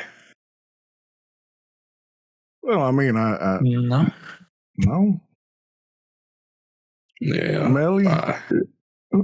Melly, do you know anything about that Hawthorne? Sure. She's one of my sisters. And she's been here more than a week or two? Oh, yeah. She's been here as long as the rest of us have. Huh. All right. I've just never seen her. Maybe I have. I've just never, talked to her. That's the problem. She's one of the shy ones. She usually only comes out for Damon when other people aren't around. Only Damon. Yeah, All right. usually. She also gets up to mischief sometimes, so he doesn't always let her come out when other scions are around, even if she's curious. Mhm. You find Well, anything that is- in the... Go ahead. In the what? No, I was going to ask Mr. B if he found anything over there. He looked like he was intent on something. No, I'm just looking for things, tidbits, whatever. It's what the point of the other book was for, just to find stuff to help us. So instead of paying attention to the conversation and thinking it through that way, you want to read your book in front of us? I can do two things at once. I mean, I can give you the answer, but it ain't gonna be fun. It's less that and more just the more we know, the more we can use. Let's put it like that. Fair enough. What do you think the surprise is then, Mr. B? Any guesses? With how things go in our life, it could really be anything. Normally, I'd say we're getting another job thrust upon us, but everyone seems excited about it, so probably something good at minimum, or at least something everyone else perceives as good. So I don't know, gift, person, some ally. I couldn't tell you. Maybe a god's visiting. Could be Shango. Ugh. Oh, I miss Shango. I haven't seen him in a couple of days. I had to call him. I wouldn't consider that good, but sure. Yeah, well, Why? Shanko's nice. I do not think he would enjoy my presence, ma'am. I mean, I don't mean to be mean, but most people don't. also if it's any consolation, Shango has this thing of his fate. So he always has 3 kids, and they each represent different things. And one of them, from what he told us, didn't seem too different from you. But they also weren't talking, so. Well, that is a pleasure to know about. That there is someone like me out there. I mean, not every pantheon, but most pantheons have at least one god whose kids aren't exactly welcome. They don't usually get hunted and murdered. But No, that's a special prize for some of us. yeah, sorry. You haven't done it. No, but I could feel bad about it. Even if I don't think it justifies what you did. I contain multitudes. I mean, is there really any justification? I think we've moved past that part of his life. We've had to, we got the future ahead of us. Right. Point was never justification. Point was to find a new avenue. Is there an electric one of them? What? I don't. You Oh. hear her humming Electric Avenue. And as this happens, Steffan, Oliver, Steffan, I will tell you what you see. Oliver, roll me another perception. Yippee! It's your favorite check. My favorite. No, that's persuasion. That's not a thing.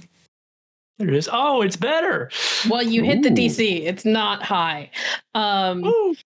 You catch out of the corner of your good eye. Not only are there honeysuckles that have grown up and around Clint's hat, like they're covering his hat band, more have started to sprout along the lapels of his vest. Like they are poking out from underneath of the folds of his lapels. I'll take it in, look over at Steffan and give him a look of should we tell him? And as she is humming, the flowers are blooming in time with the music. I hate to say it, but I think he's right where he wants to be. Yeah, you're probably right. And with a knife in his hand, chopping up vegetables with a big smile, just as happy as can be. Dance. Humming right along with Melly. Dance. Oh, all right, cool. And Clint will start dancing, Shuffling putting the knife his hip. down. Yep. Okay. I'm gonna go outside. Oliver leaves. the second Clint starts to dance. Steffan, what are you doing? Steffan will follow Oliver, but Where y'all going? we don't want to interrupt. You don't want to be a part of the dance party? Well, I mean, that just means we got a few minutes after all, don't it? Or it means that we could take the party to them. There's lots of my sisters outside. A big dance party. Yeah, let's go. We don't need to keep chopping up these. Here, let me just put this in a bowl, put that in a bowl. Clint's kind of getting everything we've prepped and getting ready to go and meet outside with the burgers. Every so often, a hand reaches out from behind you and helps by taking one of the bowls that you filled and then disappearing behind you with it. All right, you hold that. I'll take this. We got that. Hey, before y'all leave, here, take this. And Clint will throw a bowl. We gotta fry these out there somewhere. He throws a bowl? I was gonna say, he throws a bowl? You know, whatever's inside it, we gotta fry it. Probably taters. It's usually the go-to with I probably don't burgers. notice it because I'm still facing Puck, so that's all you said. Your perception is low enough that you don't see shit. But Steffan notices that Clint sort of tosses a bowl after you guys, and Steffan, your reflexes are high enough. I'm not going to make you roll. It's not hard to catch it. I'll hold the door for you. Just don't throw. You can make more than one trip. Hopefully, I don't trip at all, and we will head on out. And Melly is still humming Electric Avenue as you go.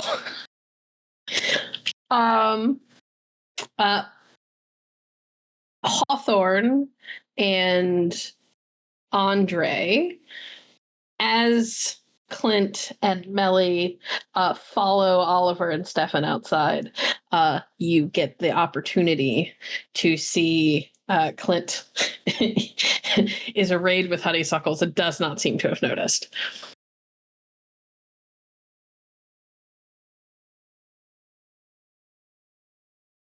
And Melly is singing. I think I'll let Andre see it. I think Andre would see Hawthorne roll her eyes a little. Like your new accessory, Clint. Oh, thank you. I mean, she's a real good looking accessory, ain't she? I'm very pretty. You're very pretty. Incredibly comfortable, too. You'd never believe. All right, so I brought these out. We got a bowl of potatoes. We got some vegetables for you. I didn't think to bring the condiments, though. Oh, I can grab them. You sure? I mean, it's so far away. Yeah, no problem. Yeah, she'll step away and disappear.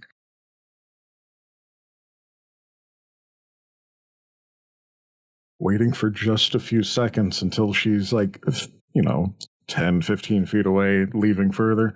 Clint will, I don't know. I don't get it. There's something different about her. Melly, you're sure that she's your sister, your friend? Oh, we're really close. Oh, I meant disappear. Oh. Okay. Wait, My apologies. I Hawthorne. don't think I have to roll for it. Hawthorne, you do not. Hawthorne literally pops out of existence, leaving Asteropa and Natine standing there kind of awkwardly because they were all linked arms for a second when it happened. I can take him with me. I mean, are you going to?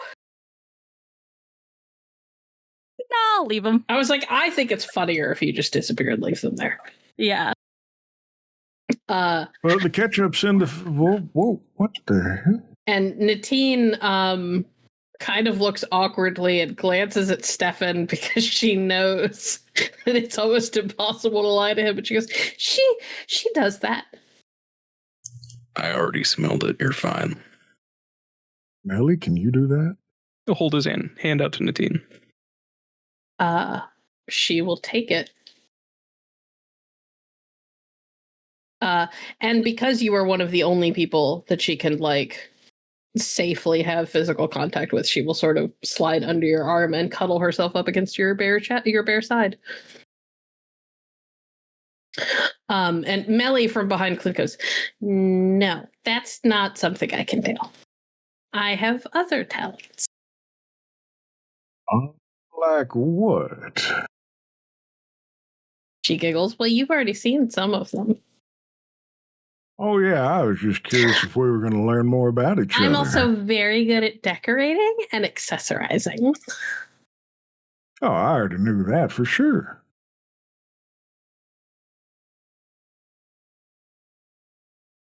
But I don't think I've seen any other of your folks just up and pop out of existence like that. That's kind of a different one. Are you sure she didn't just turn into grass or something? And Clint will look down at where she was standing. No, she did not. I promise. You're not going to step on her. All right. If you say so. Clint, what is your base perception? My base perception is... Your passive, so 10 plus your perception. It'd be a 13. Okay. You do not hear this. Steffan does. Andre, what is your passive perception? Let me double check. 10 plus your perception ranks. 14. Okay, so the only person who hears this is Steffan, and you probably Damon, but it's hard to tell. Damon has a really good poker face, even for you, Steffan. You quietly hear from behind Clint a little voice go, though you may enjoy it if she did, or if she stepped on you.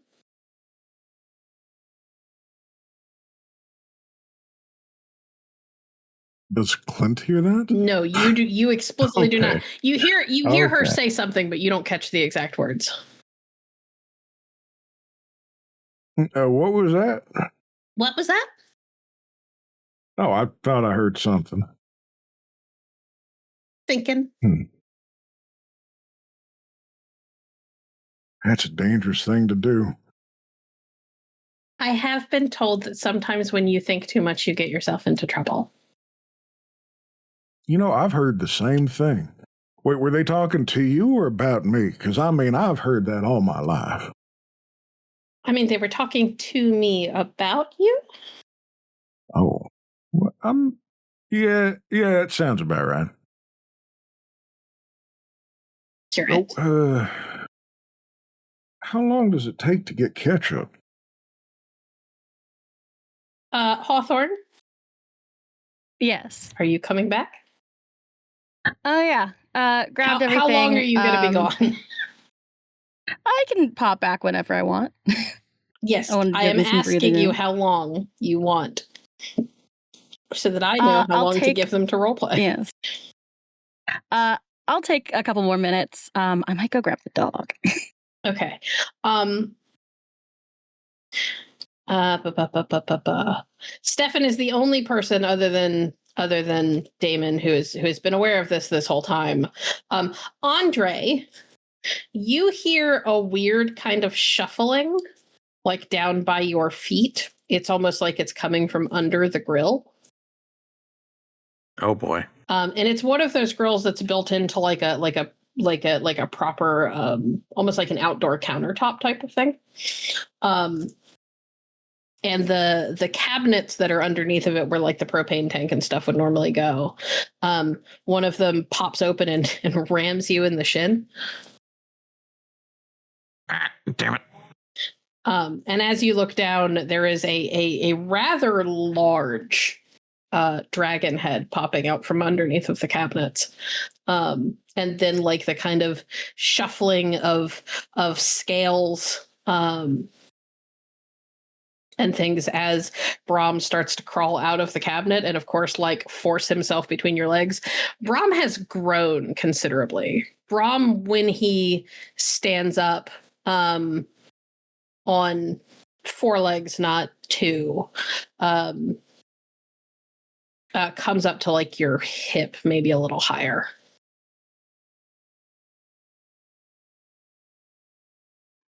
Good to see you too, Brom. Ow, careful. And he's just trying to make sure that he doesn't end up like getting thrown around by an excited dragon.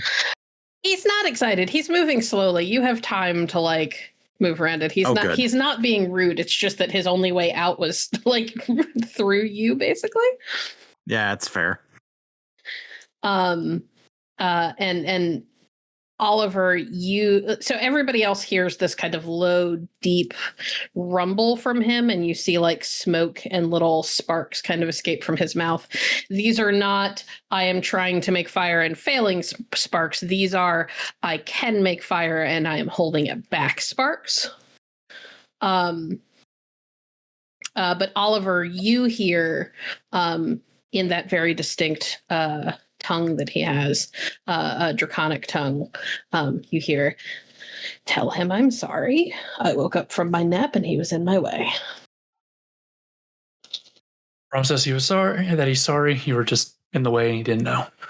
It's all good. It's fine. He forgives you. You do get the feeling that he can understand him. He just can't talk to him. Mhm. And then he sort of sits back on his haunches and looks at everybody, and his jaw kind of pops a little bit as he gives this like long yawn, and like plumes of smoke come from his throat, and his chest kind of like glows red for a minute, like he might be warming up to let fire go.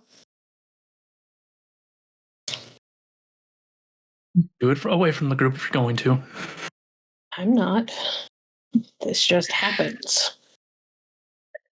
Just checking. Do you want an easy meal, as in the burgers, or are you going to go hunting? He kind of gives a slow blink and looks around for a minute, and then his eyes settle on Damon. Is he going to get mad at me if I go hunting in the woods again? Depends on what you hunt. Well, I only hunted a deer, but he was quite upset last time. Stick to rabbits, and I'm sure he won't mind too much. Rabbits are too small. And I will do multiple more rabbits. damage if I am trying to hunt those. They are faster and they hide easier. In the meantime, we'll make you a burger and I'll ask. Out of character, what you are aware of is that the last time he went hunting out in the out in the woods around the farm. He went after a deer, and that's all well and good. He caught the deer. He proceeded to breathe fire at the deer and damn near burnt down part of the woods. Also, for the record, he wasn't mad at you for hunting the deer. He was mad at you for the forest fire. He had to call in a scion with both the sky and the water purviews to summon up a big enough amount of water to put it out without having to call mortal authorities to help. Mm-hmm.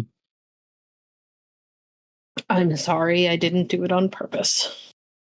I know. Just if you go hunting, try to avoid the fire. I will carry the food elsewhere before I cook it. There you go. Now we're thinking. We're creating a plan.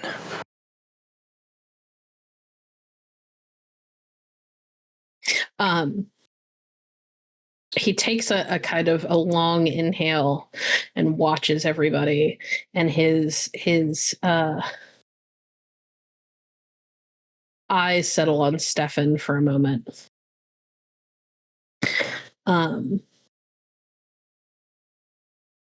And he kind of gives this long, slow blink.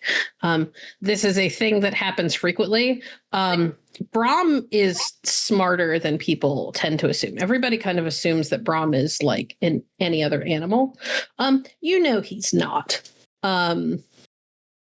He is fairly intelligent. And he frequently ends up like studying Steffan, like he is trying to figure out how he feels about him.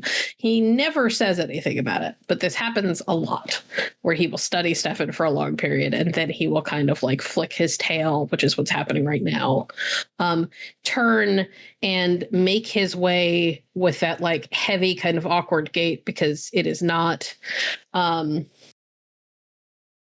natural or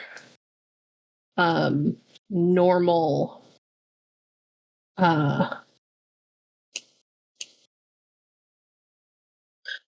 a natural or normal method of movement for him. He is at the point now where flying is the more comfortable option.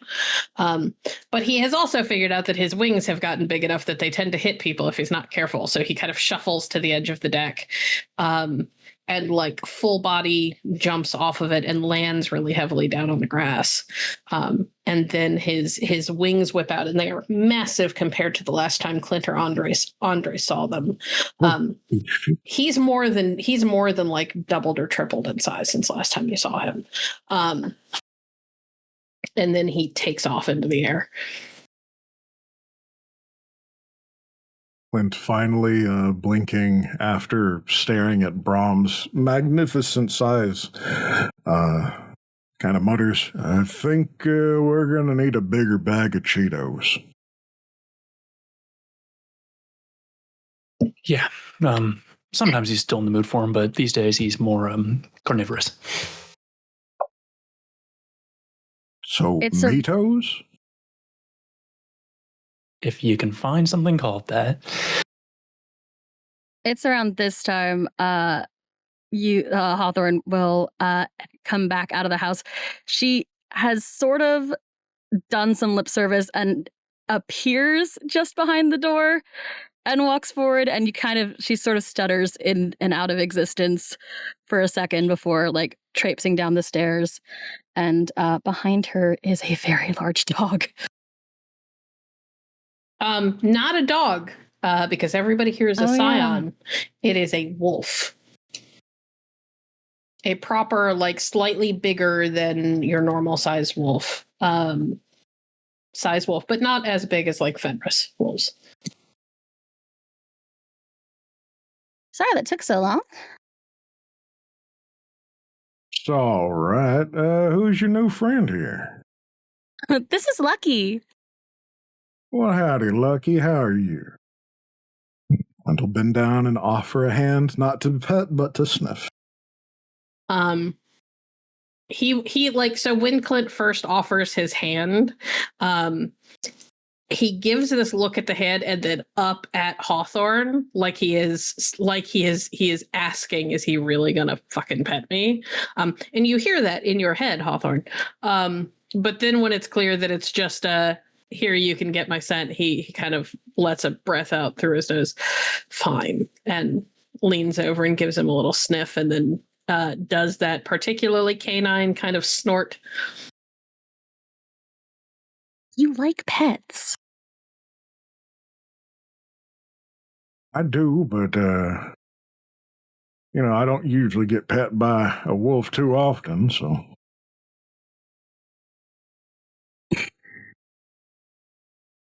I like some pets. I think, Did you? and to the rest of the group, she'll just say, he's a very good judge of character. Well, I mean, he hasn't bitten my hand off yet, so I guess I'm pretty good. Hey, Melly, do you want to stick your hand down here? Lucky already knows me.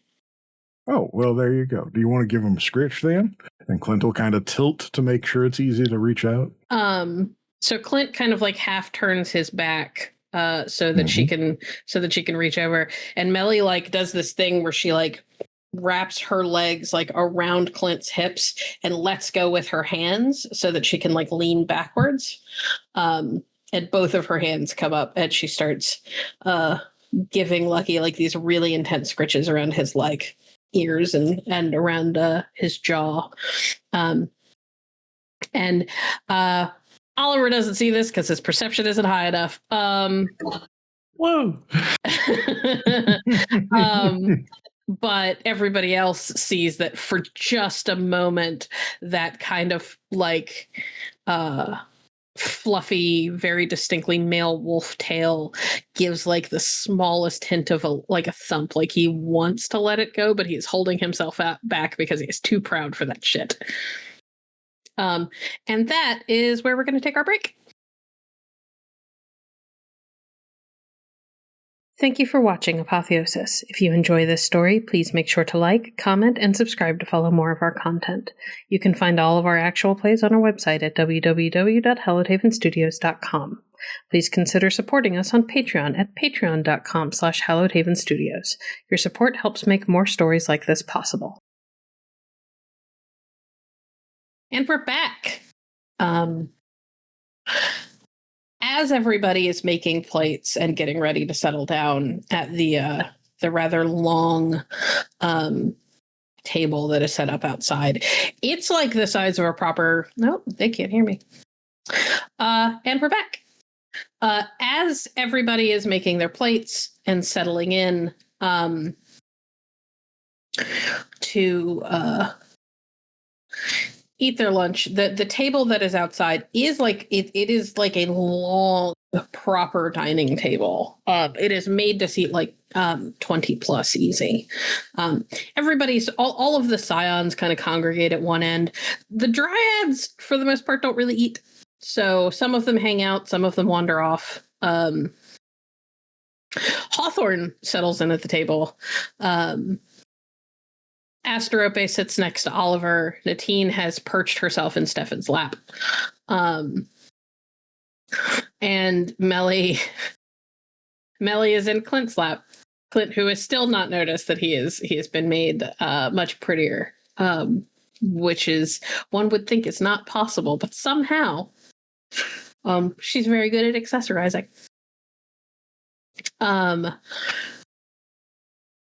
Andre would have pulled out a seat for Daphne. For who? For Daphne. Ah, yes. She absolutely hangs around. And as you're settling in, she starts asking you questions about like what your latest experiments are. And there's, that quiet, like back and forth chatter between the two of you. And eventually Damon, who is seated at the head of the table, kind of clears his throat to get everybody's attention. And when everybody is looking at him, including Oliver, because at some point Asterope reaches over and closes the book. Mm-hmm. She closes the book and then like takes your chin and turns it towards Damon. I'm looking. And he sort of he sort of puts his elbows on the table and laces his fingers and goes, well, I think it's time to give you all your surprise. Yes, I think you have us all properly on the edge of our seats. Yep, I've got my napkin at the ready. What? Why do you need it? Never mind. I don't want to know. I don't know what kind of surprise it is. And then he turns and he kind of looks at Hawthorne and he goes, you've had your fun. Really? Yeah. Fine, let me change into something more comfortable. And Hawthorne will stand and sort of like it looks like she's wiping off makeup or like wiping something off her arms and legs, and just the dryad look disappears. And instead is a compared to all y'all, very short, half Asian woman with long dark hair. She's wearing, I guess she was wearing these before, a Damon farm, an Ecstatic Farms t-shirt and jeans, and various charm-looking necklaces, prayer beads, and bracelets. Oh, so wait, did she just trade places? I know she can disappear No, like Clint, that. she was the dryad. Hey, kids. No way. You don't look like a... How'd you do that? No, I want you to finish the sentence. You don't look like a dryad anymore. How did you accomplish this feat? Have you never met shapeshifters before? I mean, not... Clint gets a little uncomfortable. I mean, the last one we dealt with was not a good person, so... Not really, no. And Blythe looks at Damon like, seriously? Damon sort of lifts his brows. I'm not the one who gave you this position. I just agreed to host the meeting. This position? Ugh. Go on, introduce yourself. I'm Blythe Zhang. I am a scion of Odin. Of course you are. Ah, so spy. Excuse you. I assume you're here to keep an eye on him, and he just points to Steffan. Among other things, yes. The powers that be are not particularly thrilled with your, I don't know, situation. Can't fucking imagine why. Frankly, we assumed you'd die by now. Well, that's Well, harsh. here we are. Also, and let me be so fucking clear for a second. This is not just a favor for my dad. You guys have, you've sort of run out your credit with the other psychopomps. What the fuck did I do? Not you. You're great. I try. Thank you. Andre is literally the only one that any of the other psychopomps have had a nice thing to say about. We've What are you- unionized. Oh, no. I hear those are dangerous and scary things. The eyebrow raise on Blythe.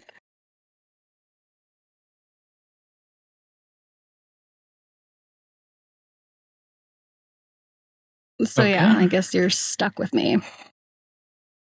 Oh, most folks usually say it the other way around. At least after the first day. That is true. I am fucking stuck with you. There we go. It's already happened. We're best friends already, aren't we? Clint, you are so pretty. Thank you. Thank you. Lucky I gives like a compliment in sound. this case. Lucky gives a sound that sounds a little bit like a dog that might be trying to laugh. So yeah, Was mostly that I'm here to all? help you. Was that all the surprise was? Yeah, hello, welcome to your new parole officer. Damon sort of Do we have to pee in a cup? Damon sort of shrugs a little bit at Steffan. I'll be honest, if I told everybody the truth over the text, I was pretty sure nobody would show up. And she is one of my favorite people, genuinely. So it is kind of a gift from me to entrust her to you. Excuse you. and Yikes. Blythe will chuck whatever is on her plate at him. He will catch it. Damn it, Damon. He will kind of smile. What? You honestly gonna sit there and say that I'm not protective?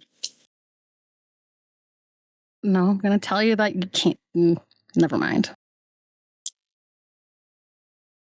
So, you said you're here to keep an eye on him, amongst other things, as Clint gestures to Steffan. What are the other things? You mentioned the unionization of psychopomps, so clearly we're going to need some help with that. But what else are you? Is there? What are they saying about me? Do you want the truth? Will it And now hurt change me? your pace. No, touche. I mean, you got a big heart. You know what they say about guys with big hearts. They die early. Bigger dick. Oh, Melly, is that true? That you, yes? Okay. Clint blinks, unsure of how to process this. Most of the scions around here have. Most of the scions have talked about you, but none of us have really spent a ton of time with you. The word gets around. The world's not that big. I mean, if they've heard about me and talked about me, they've got to say at least something good about him. And he's over there, genius. Oh, yeah. Most of the Greeks know Andre. They like him. He's also been the least, involved with that one. And she'll nod towards Steffan. Yeah, I suppose Mr. B might be the one that's getting in hotter water based on the connection to Steffan here, but are they saying good things about him too? Because he's real smart, and I don't think we'd get in half as far without him. I made my choices. What they say about me is what they say about me. Yeah, but don't you want to have your ego stroked and feel good about yourself? Not particularly. I know who I am. Yeah, you're real I can't smart. imagine anyone stroking anything. Asterope Well, that's a little really easy bit. to fix. Present company notwithstanding.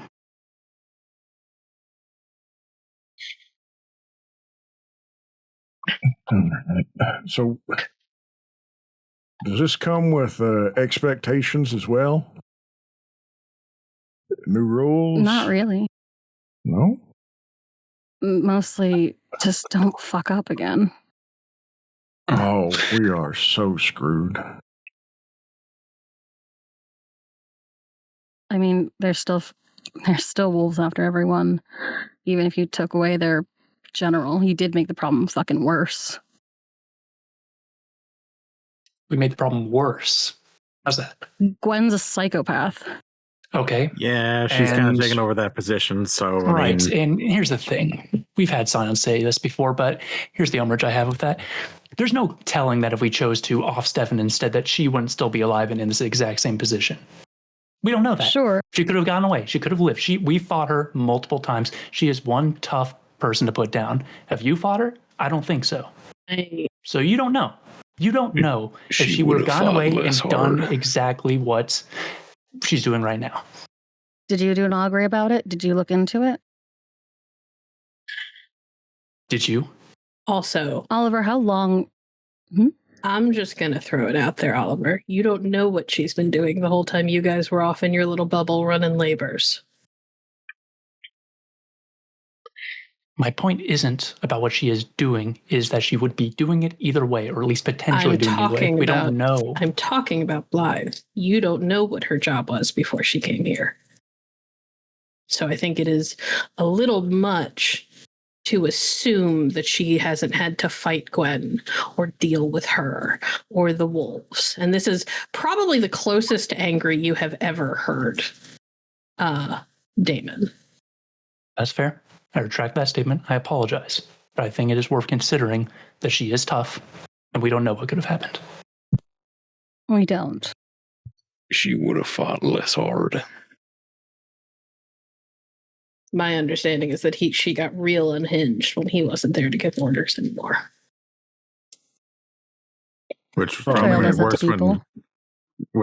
I was going to say probably made it worse by the fact that he turncoat on them as opposed to just dying. Yeah, it's not about the orders. Not for her, at least.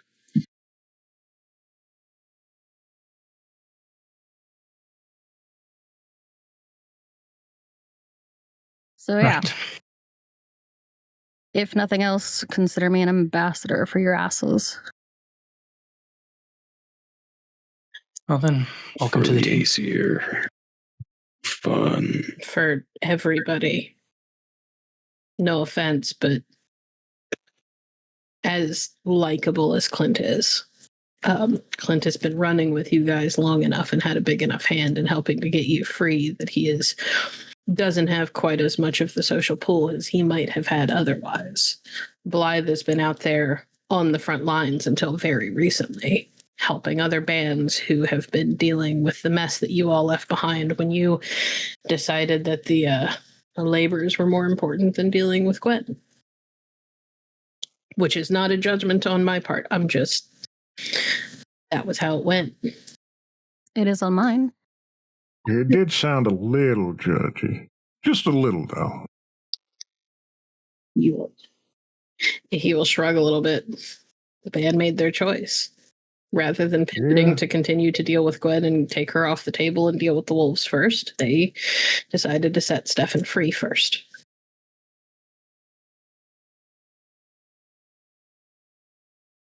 Was made, and the judgments are fair. Yep.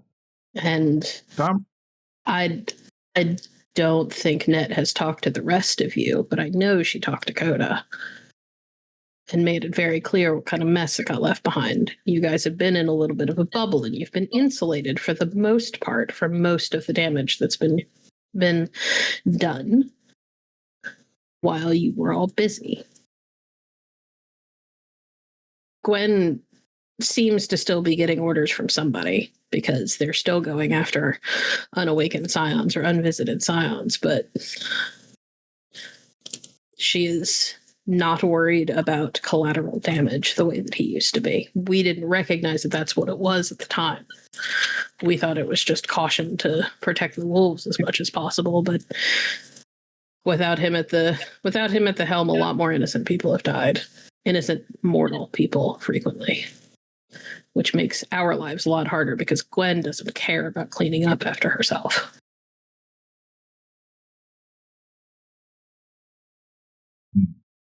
That tracks.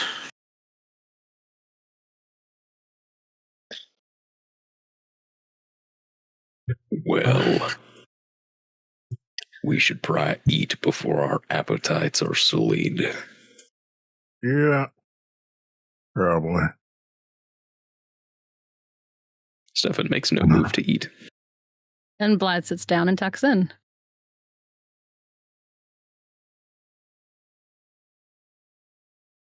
Nadine is going to nudge the food towards Steffan.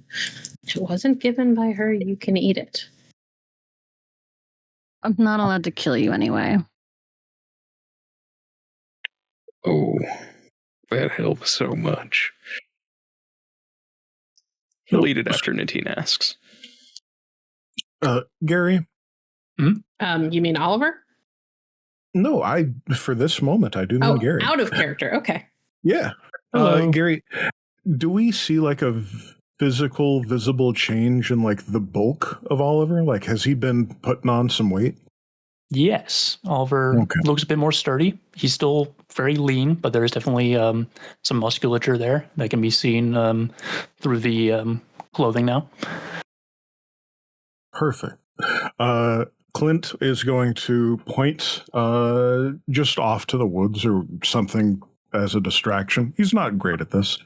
And he's going to try and swap his plate for yours so that Clint is giving Oliver the bigger burger so that he can be a bigger, stronger boy. We're going to do deception versus insight.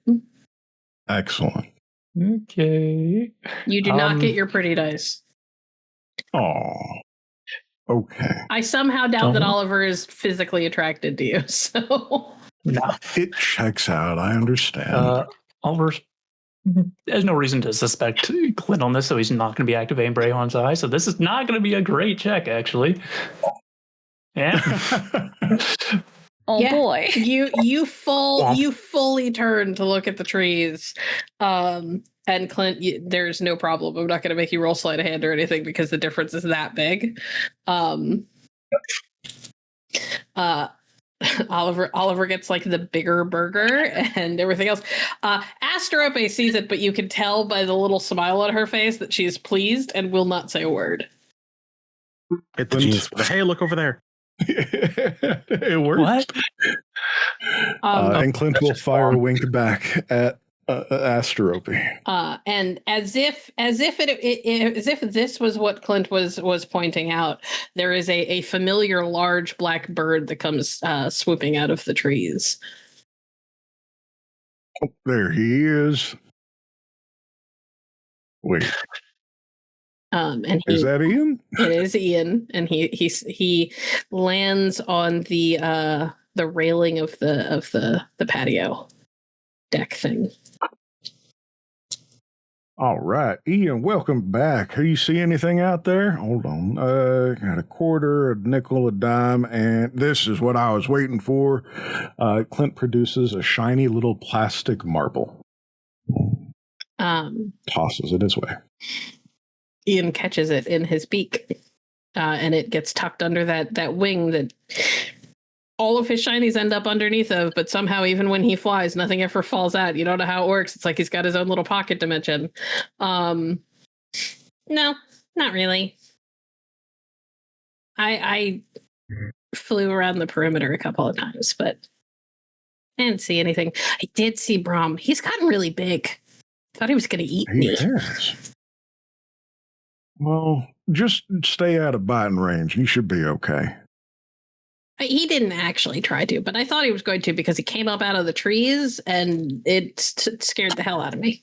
But don't tell him I said that. Yeah, there's no fire going on out there, is there? No. Okay.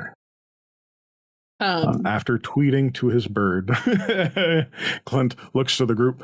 It seems like there's no fires out there at the moment. Ian's saying it's all good. You do notice that Ian keeps looking over at Blythe and has like purposefully landed as far away from her as he can while still like being close enough to have like a conversation and not be like basically shouting at him. Clint will notice that and not ask it in front of Blythe. Ian's a crow, right? Ian is a crow. Mm-hmm. I don't know shit. I think actually Blythe does know Corvids and will pull like a dime out of her pocket and whistle. He sits there and he kind of glances between you and Clint, but doesn't move. I guess if you don't want a shiny thing. Ian, come on, be a good friend. We have to at Her least dad's get a along dick. together. I get it. But we're not all our parents, right? He sort of like his feathers fluff a little bit. I am proud to be one of the Morgan's flock. Yes, you are. A beautiful bird of the biggest flock out there, the bestest. Ask anyone, they'll tell you. But we also have to be friends with the people that we work with, at least a little. So if you... we're working with her now? I mean, she seems to be in charge of us, kind of, sort of, from the whole getting us from A to B kind of situation. He shifts a little bit when you say in charge of us. She is not in charge of you. No, I mean, the transportation, it sounds like. Apparently, we're not too hot. Yeah, with the other psychopomps out there. Someone finally told you that you've managed to piss off half the psychopomps in the community? Yeah. Yeah, it turns out the same person that's telling us that is also the one that's going to be helping us, so. Okay, fine, I'll play nice. Thank you. And he will hop off of the railing and kind of glide over and land on the table. And if Blythe still continues to offer the dime, he will very gently take it. Blythe will offer him the choice between a dime and a little silver bead. Which one is shinier? The bead is more intricate. The dime is shinier. The dime is what he takes. More where that came from, I guess. And he will tuck it under that wing, and he does this thing where he sort of lowers his head like birds, you know how when birds bob their head, but he doesn't bring it back up. He lowers his head like it's a little weird little birdie bow. She'll nod back. Careful. He's known from shaking people down. I mean, he's a crow. And Clint hears, "Fuck you, pay me, book boy." Clint busts out laughing, just like I did. And then hops off the table and lands back where he was. He should. They're very bright birds. It's not extortion. No, wait, it was extortion. It wasn't other thing. It was not extortion. It was expecting pay for a service rendered. That's right. Yeah, I remember now. I'm wondering if your belief that you've been extorted by a bird has anything to do with the fact, and she's talking to Oliver, has anything to do with a similarity with how you've been treating your psychopomps. And you see Ian's little head bob again. I love this bird. Me too. I'll put the burger down and look over. Go ahead. You clearly have things you want to say about this. No, I'm having fun jabbing. Great. Damon is eating quietly and just watching all this like it's a tennis match. You could spend some time filling me in on what you were doing when you were away. I know you did labors, but not really the extent of them. Sure. We did one for each pantheon. Each one wanted a specific thing from us. Which one interests you the most? Let's see. You didn't give her a lot to work with there. Well, I'm assuming she knows the major pantheons.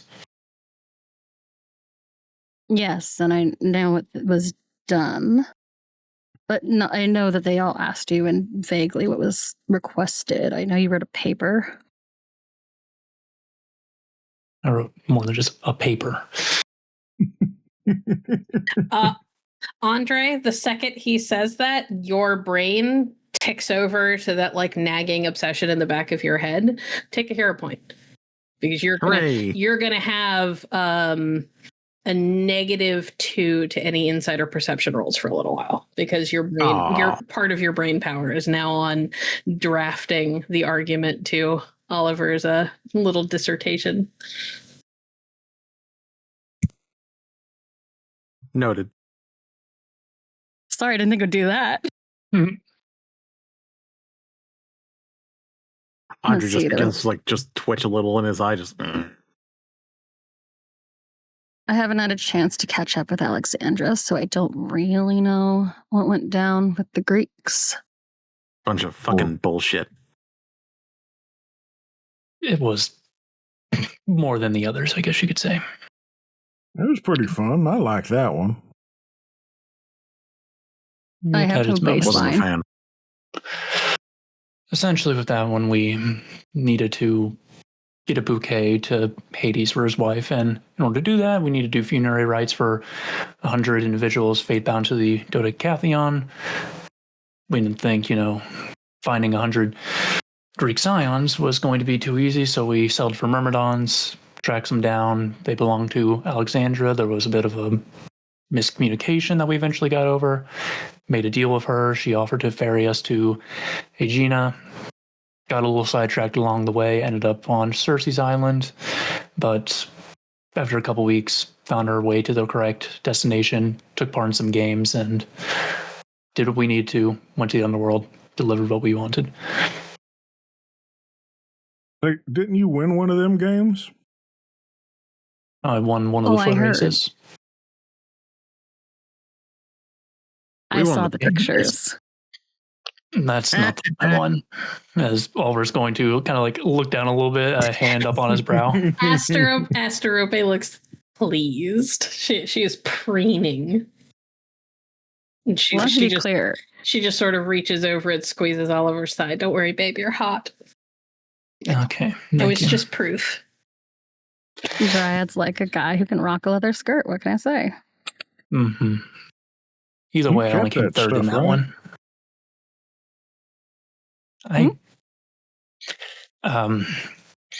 Anyway, what else do you want to know about? Let's see. As soon as Oliver turns back to Blythe and says, "What else do you want to know about?" Asterope looks at Clint and nods. Hell yeah. She has like a Cheshire cat satisfied grin on her face. Caught up with Charlotte a little bit about what you did for the Loa. Yeah. Mostly that you Party. just defended a party.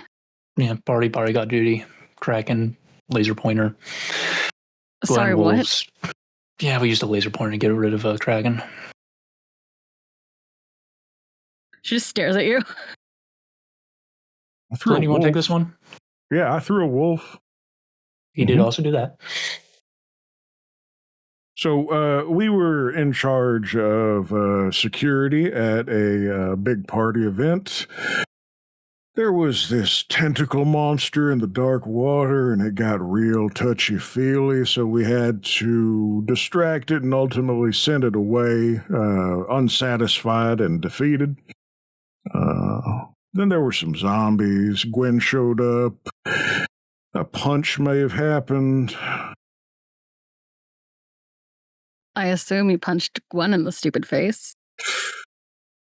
Well, Well, no, we actually did pretty good against her that time. It was the first time we actually managed to knock her down. One of her wolves had to drag her out. yeah. Wasn't that also Impressive. the fight that like a couple of you guys went down? Comes Millie. Yes, Clint punched me. Yeah. Yeah, but Clint went down too, didn't he? And she kind of He did. I mean, I She go gives- down all the time. Fucking I have heard. And Melly kind of gives this like dramatic fluttery side, that thing he does with his tongue. Oh my god. Okay. Asterope has her face in her hands. You got a tongue thing too. Oh, yeah. I mean, it's not quite like yours. It's a little bit different. I think Blythe and Asterope actually make very similar face and hand gestures. I mean, Stefan, you want to compare real quick? We could see and compare notes, maybe learn from each other. You can I could be the trade some judge. things later. Let's yeah, do that you later. could be the judge. Which earns a look from Natine that could like wither a plant with a glance. And then Oh, you could Yeah. judge too. Melly immediately sort of sits back. Okay. I do believe we have two unique skill sets diverge from one another. Oh, my sincere apologies, Natine. What? Why would? What? I mean, if he's saying that our skills differ, and clearly, I don't. Sure, Clint. Okay. she looks like she has just decided it is easier to just not correct it. Not correct it. Direct to Blythe. What else you want to know? I mean, Blythe is looking from Natine to Asterope and Melly like, what the fuck? I mean, you know that Natine, because of her unique association with poisonous and deadly flowers, doesn't often run into people that she can kind of safely interact with. So since she and Steffan have become a thing, she's very possessive. This side, no. Yeah, for sure. Asterope is less possessive of Oliver, and more just he's the only one she's with. Natine, it's fine. And Melly is just a party girl who would happily bang all of the pretty scions, male or female or otherwise, doesn't matter. Yeah, Natine, it's fine. No one else wants to have anything to do with them anyway. She literally offered. Let's see. I guess the Yami is the one I don't know the most about because they tend to keep to themselves. Net didn't even say anything, so Net's bureaucracy. Never mind. That's the one that we probably did the worst about. We succeeded and we got the sword, but instead of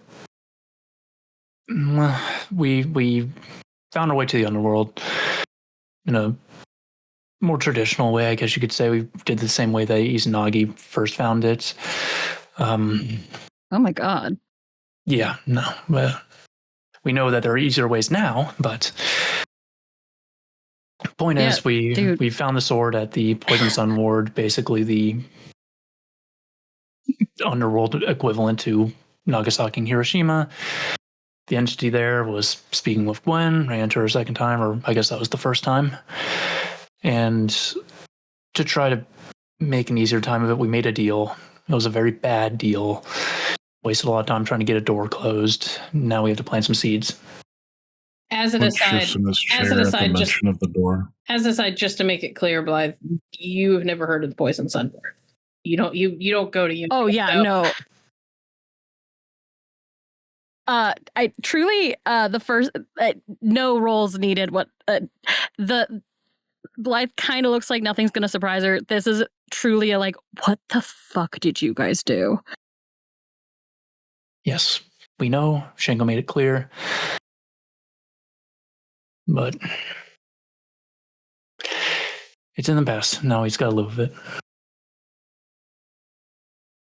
Just for the note, I'd like to point out I was also not there for that kind of decision making. That was all them. Yeah, no, you were not. Andre, you remain my favorite. I'm so sorry. Hold on. Okay. From let's start at, I guess, you've said a lot of words. The Poison Sun Ward. Yeah, it's a Hiroshima, Nagasaki. Wait, okay. Mm-hmm. It's the underworld reflection of it. The underworld had it, I guess still does, have it closed and warded off away from the rest of the society because bad things come out of there. And part of the deal was that we had to leave it unlocked, but we found a way to bar it up again but still meet the terms. Did you? We at least barred it for the time being and then made the right people aware of it. Or, well, we made Shango aware of it and then told him to tell the rest of the Pantheon. Does Shango owe you something? Well, he was going to deliver the sword for us anyway, so And he seems like a friendly and hopeful individual. Right. You hear Lucky in your head kind of sort and go, so that's a no. Stars and stones. All right. And what was the deal you made? Pull out like from the coat, like a small like pouch. There were 6 of these in this pouch. There's 4 now. They're seeds. We were told that we have to plant them throughout our travels. Blythe, roll me expertise magic. 1 second. I don't think Andre ever actually got to see the seeds at all either. Could I? Could he also roll you expertise? did get to see them. You were there when they planted one of them. Oh, that's right. Just an 11. I'm not very good at this. All you can tell is that there is that the bag itself looks like it might have been spelled. And you can kind of it looks like from the markings on it, it seems like it might be some sort of like a containment spell. Huh. For out of character reference, because this is not something I talked to Gary about, it was a very quick and dirty ritual, basically to just try to make sure that if there were any ill effects, they wouldn't spread. But it was also like your first solo ritual, so you didn't do a great job.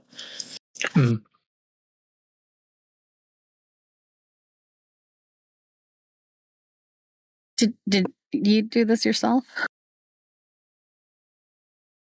The ritual? Yeah. All right. He's real good at magic. Maybe we I'm can real good work at doing spells. I find in my spell book. This was my first solo act. Genuinely, no offense, I can tell. Just shrug. No, teaching yourself magic is hard. And she wants it. Do you have the wording of the deal you made?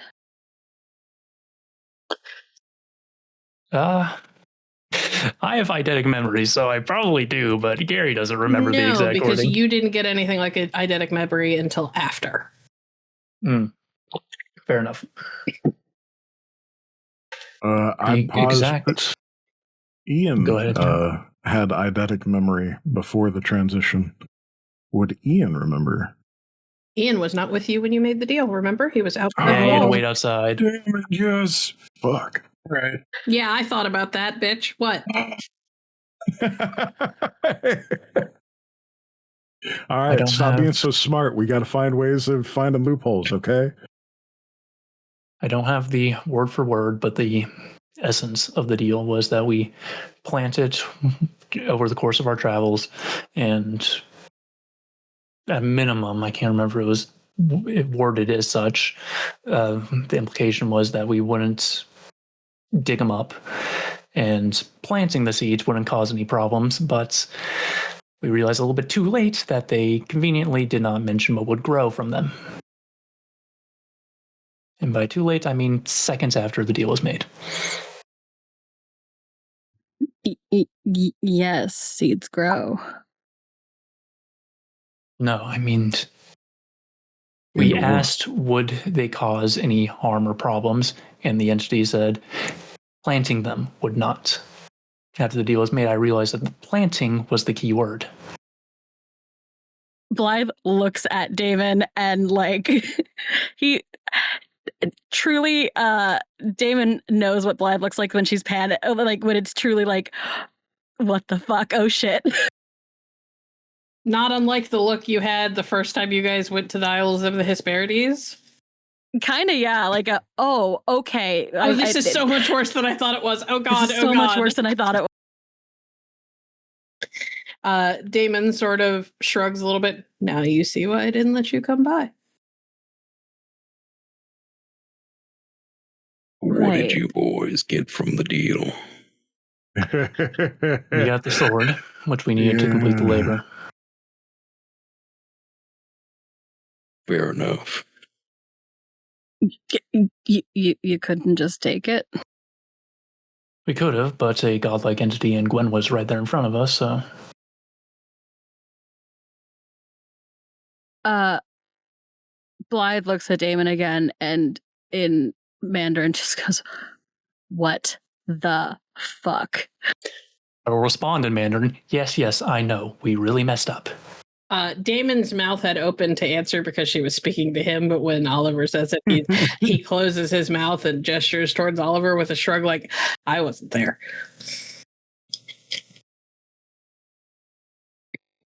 All right. Out of character, Blythe, you know that since this group came around and started spending the amount of time that they do with Damon, Damon is walking a very delicate balance with the greater Scion. Like, letting them stay here is one thing, but if he got too active in their stuff, it might damage his reputation, which would be a problem for him. Mm-hmm. Damon's main currency in this world is the fact that everybody likes him and his home is generally a safe haven to anybody who asks. Yeah, she just... so much pity. All right. So... fuck. Oh, God. All right, what other... What...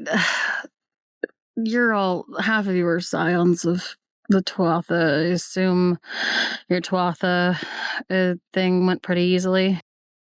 Oh yeah, it went great. And then Clint punched a chair. Okay. It was a big bad chair, to be fair. You see Ian shift uncomfortably at the talk of the chair. Happened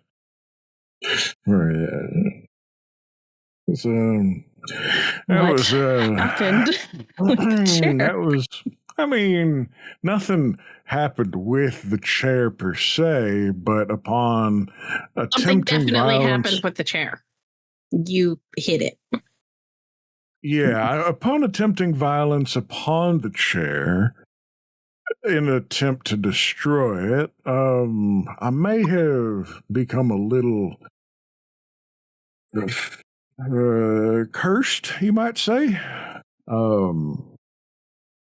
There was the Fomorians that are taking over Magmel.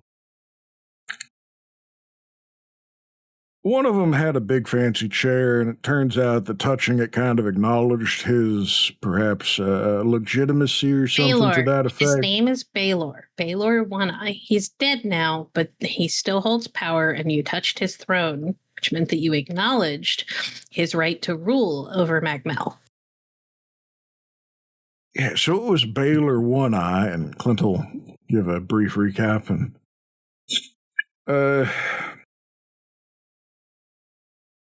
Old One Eye still has lingering power, and so now I have this task where I have to disassociate myself and prove myself worthy of being Tuatha so that they can't lay claim to me or anything associated with me. There were also wolves there. There were wolves, weren't there? Yeah, there were wolves there, too. Okay. So you did the task for the Yomi and made a deal. And then you did a task for the Tuatha and you made a deal. I think that one came first. And yeah. Sure, the order does not matter at this particular juncture. You did your task for the Greeks, and it sounds like you did okay. Yeah. Well, what? In the grand scheme of things. Because you stopped by Cersei. Yeah. Stopping by implies that we wanted to go there. We kind of made a deal with her, and I didn't make any fucking deal with her. Well, you didn't, but the rest of us had a time. Okay. Let's skip past that part. Y'all gotta stop making deals. Yes, we've been told. Yeah. You're like 3 for 3 on bad peoples to make deals with. Oh, and that's just the ones we told you about. There's more. At least one. What's the last one? It's more personalized to me specifically. Just point is, I agree to champion the Welsh Pantheon.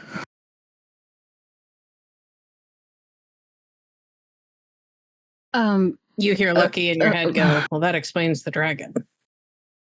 That explains the dragon. Okay. You all aren't happy about it, but I'm trying to spin it as a diplomatic relationship. If I do well with that, then the two pantheons get along better. Okay. Andre, Daphne leans over and whispers really low to you. Unfortunately, fortunately for the audience, unfortunately, for you, Steffan has a crazy ass passive perception. So he hears every fucking word. Yep. Daphne leans over and goes, "Are we gonna mention the tidal Loki? The fate I mean, it's bonds? probably it's gonna come up anyway. Seems like the time that you guys tell her all of the bad things so that she doesn't get caught off guard later. I don't think she'll hold it against you. It's literal God. It's not like you could have stopped it. Yeah, we're kind of going in chronological order, though, so we'll get to that last, I think. Okay. Because it's also the bigger one. I just don't know that anybody else is going to tell her anything without being poked. No, I will. I'll make sure it happens. Okay. She'll shut up. So you get into an arranged marriage, Oliver? I sure hope not. Sorry, I was what? told that my oath is just to uphold the Pantheon when they need me for things. I don't see that in requiring an arranged marriage. Blythe, you caught that sound from Andre.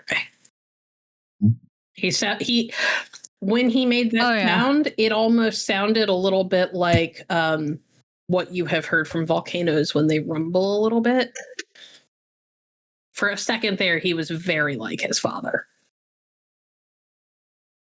You good? No, but it ain't pertinent. Well, it seems like everything's pertinent now, considering everything you've done. No, You we don't ain't like even the gotten to the Welsh. biggest part yet. Don't like arranged marriages. Let's see, what else is there? I'm technically a white-collar criminal now. Hold on. Hi, Andre, we will get back to your thing because that seems very specific. Okay. You're a white-collar criminal. This, I assumed you are a white man. What did you do? Well, it was for the Atlantic Pantheon. We had a shrine we needed to set up, have someone tend to it, and we did that. We did it great. And then someone, I'll look over to Clint, offered her money. Yep. I mean, who doesn't want to get paid for their work, right? And so we had to work that out. In order to do that, a friend of ours helped me get into contact with someone who set up a shell corporation that I now run to pay a single person a stipend to run a shrine. So you have a deal with someone to have done the shell corporation? Sure, but it's all mortal stuff. We have a habit of deals. Yeah. I can tell. We're working on it. The fun part about making all these deals, at least as my mom tells me, and when Oliver gets real looking, it turns out that these deals, come with some good old fate on our side. Or tangled up, you might say.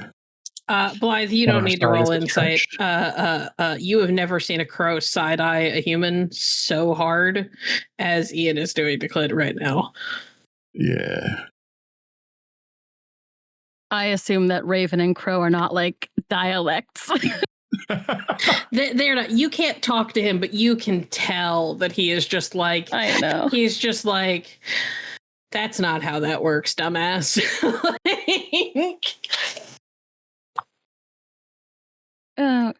Oliver, don't help. Clint, what do you know about Odin? So when I was younger, I kind of got a little educated about some of the Norse mythologies and stuff. So I know Odin's kind of the important one, likes long pointed sticks, only got one eye, has a couple of birds, adopted a kid who gave birth to a horse and a wolf. Oh shit, did he turn into a swan or was that a different one? That's Zeus. Yeah, no, Okay. that one's over here. Okay, yep. He's got Blythe a big scritches. Blythe scritches Lucky when the Odin's wolves are mentioned. And because this has to come up once per season, Clint only hears. Actually, Lucky says it. So Blythe hears Lucky go, and he's not the one who fucked a horse. You're right. He's not the one who fucked a horse. And that you get that thump of a tail again. And she says that out loud. Oh, right. That reminds me. Yeah. So did you fuck a horse? No. We ran into the guy who did. Yeah, that's where it all kind of leads. I don't know if it's together. done to the rest of the pantheons or the scions of those pantheons, but it has in fact gotten around to the other pantheons. Blythe, you are aware that Loki has been bad. The last time Loki was spotted was about just under 2 weeks ago. Yeah. Surely you heard that he's back in action, and last time he was spotted was because he decided to pay us a visit. Yeah, that was so much fun. Andre just lifts his prosthetic. Ooh. You gotta hand it to him. I will punch you. I deserve it. Did he say anything? Oh, a lot of things. Yeah. First, he pretended to be a different scion, just one of us. Tried to learn some things. Didn't go his way, or I guess we passed his test or whatever it was, and then he revealed that he was something more than just a regular scion. Didn't tell us his name yet, just called himself the Stranger, which is your dad's thing. Or, sorry, was it mentioned? Yeah, no, it was mentioned that Blythe is sign of Odin. Okay, sorry. Which, yeah, it's your dad's thing. Then he did us a little 2-for-1 test where he beat the crap out of us while trying to get us to answer a question. Solve a riddle, I guess you could say. And it was around near the end of that Lou showed up and he dipped out. Then the Morgan came and worked out our fate threads to find out that it was indeed the trickster himself. Okay. All right. So you spoke with him? Yeah. We played 20 questions when he asked. We played 20 questions when he asked us, "How do you kill a god?" We do have the answer to that now, though. Yep. Take away their faith. Do you believe him? Oh, shit. Don't ask me that. Oh, fuck. Cultures had a lot of different mythologies and religions, and we've only heard of a handful of pantheons, so either the other ones are much more small time, or people don't believe in them like they used to, and so they're not around as much. No offense, but I know a certain number of gods that are on the list of, if they tell you the sky's blue, they're lying somehow. He's top of that list. Fair point. Then Blythe shrugs, no offense taken. Lucky kind of looks up at you, Blythe. You've never met Loki, but you've heard all of the stories. Loki frequently tells truths that people think are lies because it's Loki. Or he tells truths in ways that make them sound like lies unless you think about them like fully. One of Loki's big things is that he teaches people lessons. Like that's kind of one of his roles in the mythology. Why did Loki want you to know how to kill a god? Who knows? Maybe he's got plans in motion.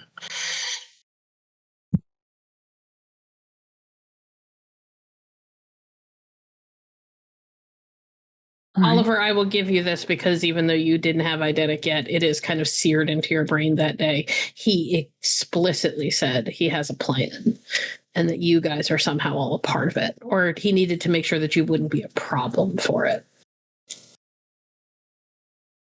In fact, he does have a plan. Don't know what it is, but apparently we are either involved or he doesn't want us getting in the way. If he didn't want you in the way, he would have killed you. Well, he said he didn't want us to be a problem for it, so however that means in Loki speak is yet to be seen. Right. So, oh God. All right. Is there anything else? As far as dumb decisions, probably, but those are the big ones. Let's see. Oh, And I assume one of you's getting married as well? Not one of us. went to look over at Andre. While we were stranded with Cersei, my sweetheart got signed up for an arranged marriage. Because they couldn't get a hold of me because Cersei was blocking all of our communication. Who's the guy? I don't fucking know. Probably someone from one of the other pantheons that we haven't really dealt a whole lot with. Who's your sweetie? Mia, daughter of Callie. Do I know Mia? Probably not like personally. You probably know of her. But I don't think you would have spent a whole lot of time with her. Or really spent much of any time with her. It's one of those, it's a small community, so you've kind of heard of everybody, but you don't necessarily go out to lunch with everybody. You know what I mean? Mm-hmm. Do I know anything? Have I heard anything about the arranged marriage? You have not. You do know that it is not an unheard of thing for pantheons to use marriages between scions as a way to either shore up or establish like political alliances. Well, it's not great for you, Andre. Sorry. Nope. She could just say no. Well, at which point Asterope goes, somebody's clearly never met Kali. I've met a few people. You don't tell Kali no. Worst they do is kill you. No.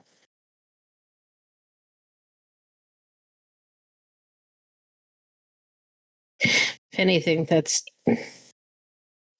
not even close to the worst that they can do. Yeah, dead people don't learn lessons.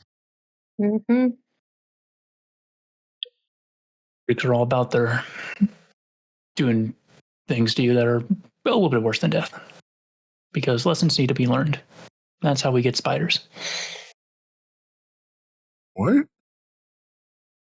And it's a whole story about weaving and arachne. And point is, Gods being petty. Greeks, depends on your Unfathomable. perspective. Greeks do hold grudges. That is and from another that is from Natine. and another news: grass is green and trees cast shade.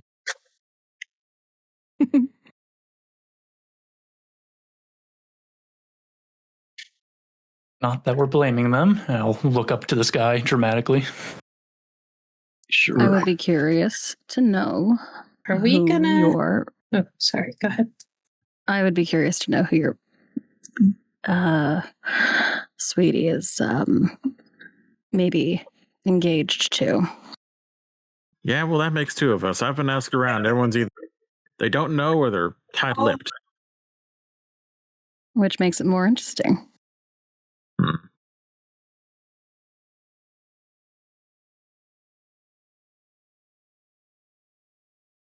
Oh, any other queries?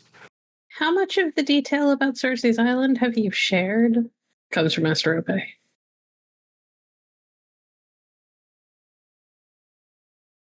Is that from me for me or is that for She is asking the boys at the table who were there. Like around to other silence? I haven't said much of anything. Like maybe I how can't you speak. like maybe how you got her to let you leave? There was a ritual involved, and the ritual required some physical work. Yeah, we all shacked up with Cersei. Yeah, as You all Clint is are saying idiots. Clint is saying that Blythe, Asterope gives you the big eyes, like she was trying to tell you without saying the words, and then Clint voices it out loud and she sort of winces a little bit. Is that why you were never mind. Again, not Hooked all up of with us. basically a big siren. Nope, hold on. Is that why we're what? As Asterope was I'm not gonna air your business. And she waves towards Asterope. What? You just like him a lot. You can tell when something's wrong. I mean, I've liked him since I met him. I'm not into him because she slept with him. I gave permission I did make sure of that. because I would rather he, come home than be stuck there as a pig for the rest of eternity. Preferable. Mr. B, you're really good at learning things. I mean, since we're already on the subject, where's this going? did you pick up anything helpful? And then Clint will look to Asterope. Did he pick up anything useful? Asterope sort of blinks a little bit like, how would I know? Hopefully I he wasn't grew there. a pair. Learned how to Well, I say mean- no. There was a comparison to before he left for the island, or left, and then after he came back. You've not noticed any sort of, differences or improvements, anything that he can do that he didn't do before?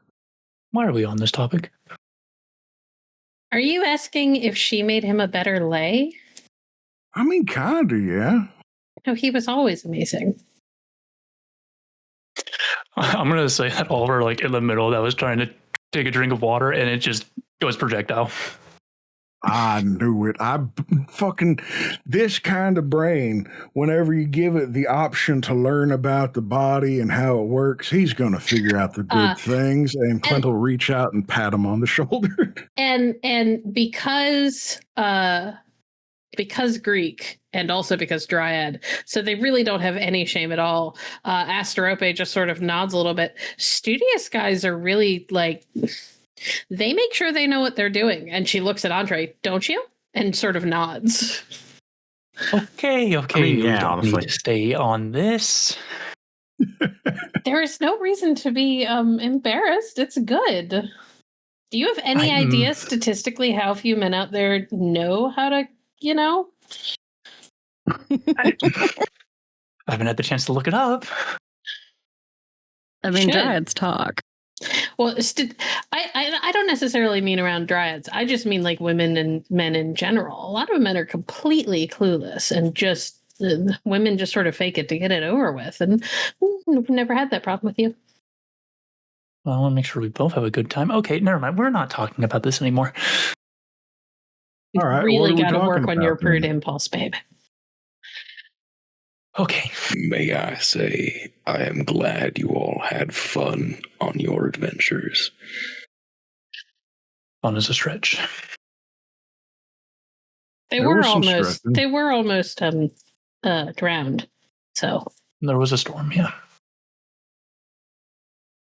and It's the ocean. And while you're over there passing judgment, as she's staring at Steffan, maybe remember that most of these things that they fucked up were during labors that they were doing to get you out of prison. No, I remember that. I am just a bit surprised to learn of the sheer amount at which they fucked it up. of the sheer amount of risks and things that they took on in order to get you out of a cave where you were being slowly tortured. You should be impressed. It's very nice and they did indeed get me out of the jail. I'm going to. However, they do need quite a bit of guidance when it comes to future dealings with things that will fuck up, let's say, the rest of our time outside of jail. It's part of why I'm here. Good. And also, believe me, we've learned a number of lessons. But also, while Asterope was defending us, I will kind of like take her hand under the table and squeeze it a little bit in thanks. She will squeeze it back. Is it a glass table? It is not. Dang. It's like a farm table, so it's made out of an like outdoor glass table. Very dangerous. Ripped it in for having to keep that clean. But hey, now I'm free and we won't be making any deals with gods. So we got two birds with one stone.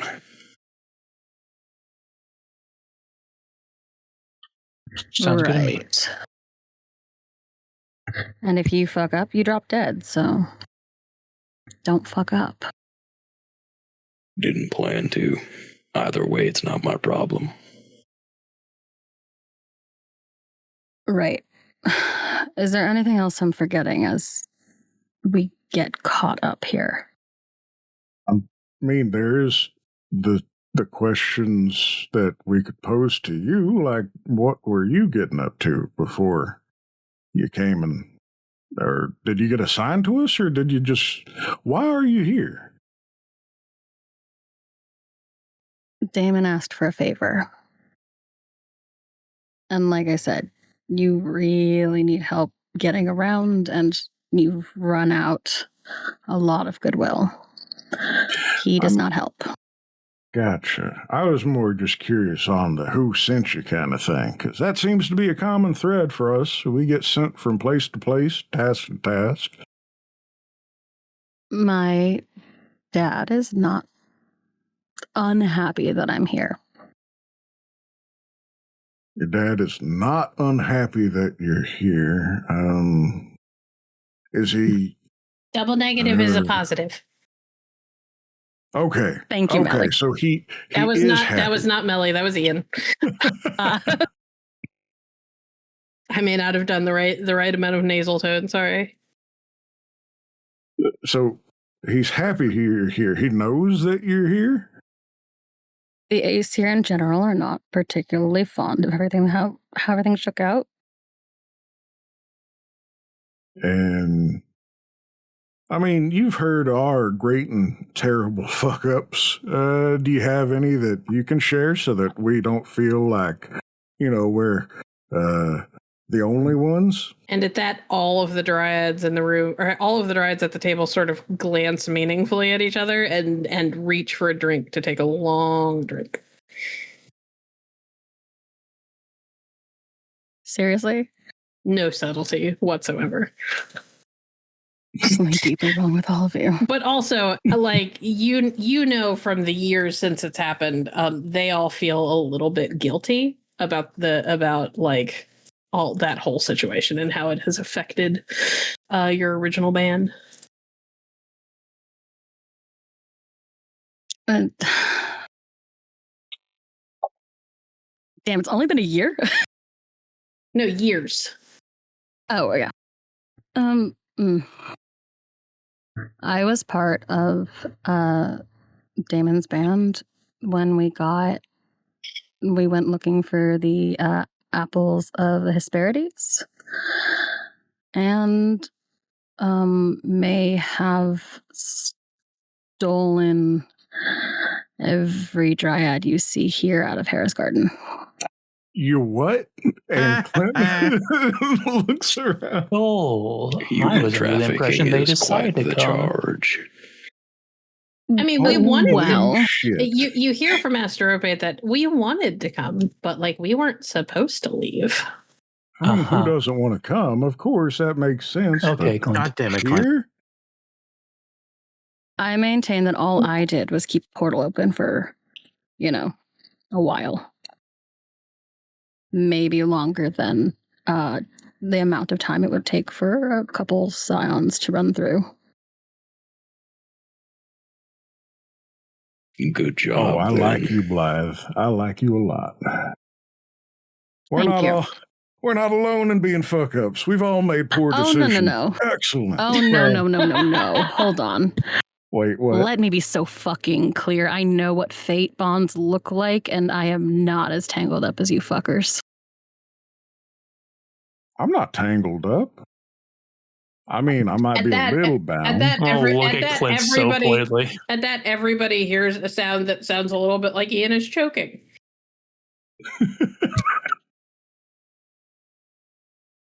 Yeah, give it a few minutes, though. I figure after we're all done eating, got to work off the food. Anyways, we're getting off topic. Right. I'm going to turn to look back at Blythe and Damon. So how exactly does Hera feel about, and just kind of like gesture to the farm, all of this? Let's just say we don't leave often for a reason. You Gotcha. don't leave often. Yes, we as in me and the girls. The other girls. I need a blood. He like begins to pat at his like jean pockets until he finds a lovely like gold engraved cigarette case. Blythe will literally teleport to him to hand him a blunt and teleport back to her seat. I mean, he was pulling it out of his own cigarette case. Out of the cigarette case. Doesn't matter. You could teleport over and light it for him. Will do. Thank you. That's pretty neat. Yeah. Hera's not thrilled. I can imagine. When is she? I mean, yeah, statistically, right? Either way, so it's something to look out for when you're rolling with us. I guess. But just Good to know. don't get mauled by a peacock. Or a cow. It is also worth noting that one of the other members of that original band was Net. And Moira. Yes. He drinks his drink.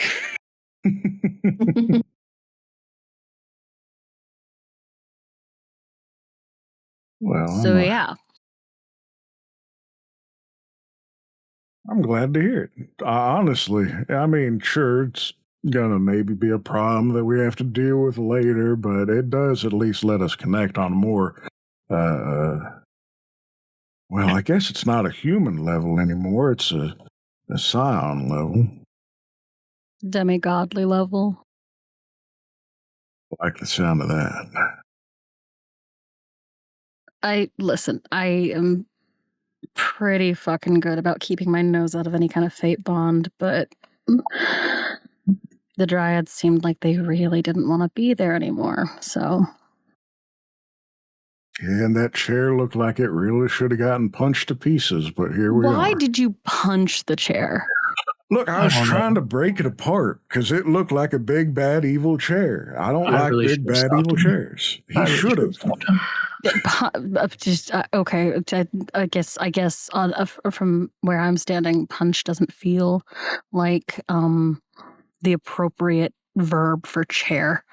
To be fair, we had a bunch of shovels with us. I thought he was going to use that to chisel at it. He didn't. He punched it. Yeah, I mean, to be fair, Clint looks around for a way to show off his capabilities with strength, and then decides not to ruin anything at the table. And, I mean, I'm pretty strong, okay? I feel confident in my ability to break a chair with my fists. If not that, I can at least throw it real far. But this was a special chair, and... why are we stuck on the chair? We got to move on. I'm just taking stock of the idiots that I'm stuck with now. Yeah. Well. Hey, welcome to the club. Not idiots. They're just not properly guided. Right. Well, at least. So, a million fate bonds. And I assume your white collar crime history isn't going to get you arrested for tax evasion. So probably not. All right. I don't think it's high enough value for that. It pays a single woman a little bit of money each month. Right. Is there anything you want to know about me? Yeah. A lot, really. In fact, so much that I think asking everything right now might be a bit of a predicament. We'll start off simple at the minimum. How long have you been doing this? I received my visitation, like 7 or 8 years ago. Have you ever had to deal with the Fenris wolves? Yes. A lot. Remember the whole you guys disappeared into a pocket, a bubble of your special little Steffan tasks? Mm-hmm. I was doing it before she was visited. Yes, we get it. You're old. It's not for you. It's more to explain to them. All right, got it. Part of why I have Lucky is because someone happened to be hunting scions and targeting a lot of the AC kids anyway, so I have a guard dog. Yeah, speaking of that... Lucky puffs up a little bit. Did you get anything else from dear old Dad? Anything like this here toothpick? And he'll wave his toothpick around. Oh. I'll show you mine if you show me yours. Oh, we're going to compare sizes? Okay. Oh my God.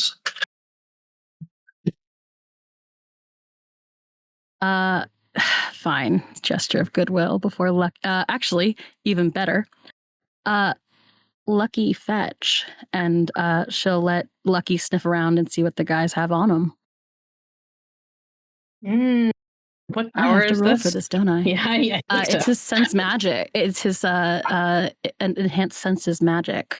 Right. Okay. Yeah, roll his perception. Sorry, I hid Lucky's sheet because I wasn't using it. You played yourself. I did. Where the fuck? Oh, there it is.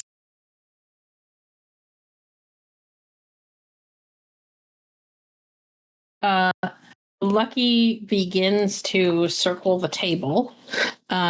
Something that everybody will notice is that, yes, he goes to slowly but surely goes to every single relic somebody has, and he will nose towards them, but he never touches any of them. He's very careful to be polite and not touch something that was gifted by a god to a scion that isn't his scion. But one by one, he picks out everybody's relic. And then he stops right next to Clint.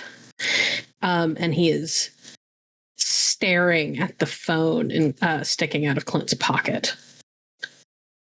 And he looks back at Blythe. This thing is glowing. Not glowing. It's like that time we went to New Orleans with Charlotte and we went into that one restaurant where all of the Cajun spices were happening and like the kitchen wasn't separated from the restaurant, and I couldn't stop sneezing because it was so overpowering. Huh. Hey, Clint, can I see your phone? That's, yeah, sure. And he will hold it up. You gonna put your digits in there? Because if so, then you can say it. But that's kind of the requirement. Yeah, sure. Okay, yeah, She'll here you go. hold her hand out for his phone. Yep, Do you mind I'll unlocking pass it for over. me? Is she lying? Hold on. Is she No, I'll not? put my phone number in it. Fine. Hell yeah. Yeah, I'll put my phone number in and start scrolling. Yeah, I was about to say, I'll put it on the contacts for you here. You just press the plus button to add in. No, I've used a phone before. As you scroll, Blythe, there are countless numbers in this. Like from the way the little scroll thing at the side looks, it is so minuscule that you can't even really like put your finger on it. You just have to keep scrolling. There are names in here that you recognize. There are names in here that you don't. There are names of gods in here. Huh. Clint, it would seem, Yeah. is really popular or has a hookup somehow. There is no way you could have run into all of these people.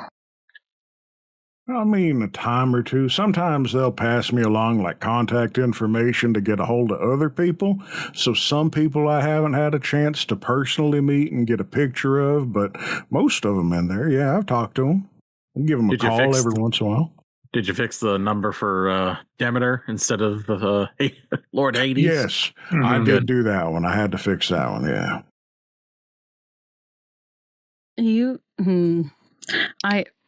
I'm trying to decide how he's a precious being. Okay. Clint. Yep. Where did you get this phone? I got it the same place everyone else got theirs. I mean, it's just a phone. It's a special one, but I believe we got these from Hephaestus, or he touched our phones. You got yours from your mother. The original band got theirs in Anvil. That's right. And Andre got his from his father. Steffan got his from his father. Thank you. Yeah, I mean, I got it from Mom, same as most other folks. They get theirs from their parents. Did it have all of these contacts when you had it? No, I had to work hard for that shit. I had to talk to people. I talked to Ganesha. I talked to Shango, and he'll just start going down the list of literally every god he's talked to. Blythe's gonna... Odin's number is in there, isn't it? Clint or Gavin, roll me a D100. You got it. If you roll above a 90, Odin's number is in your phone that you probably haven't noticed before. All right, fingers crossed. Yeah, let's go. He hasn't gotten to the O section yet. So it's not in there? Your father's number is in his phone. Clint? It is, however, listed under the Wanderer instead of Odin, which is one of your father's monikers that you were aware of. Yeah, Blythe has like her phone out and is comparing numbers. Yep. And as far as you could tell, he's never called him and he's never sent a text message to him. Have you ever met Odin? I don't think I have in person, no.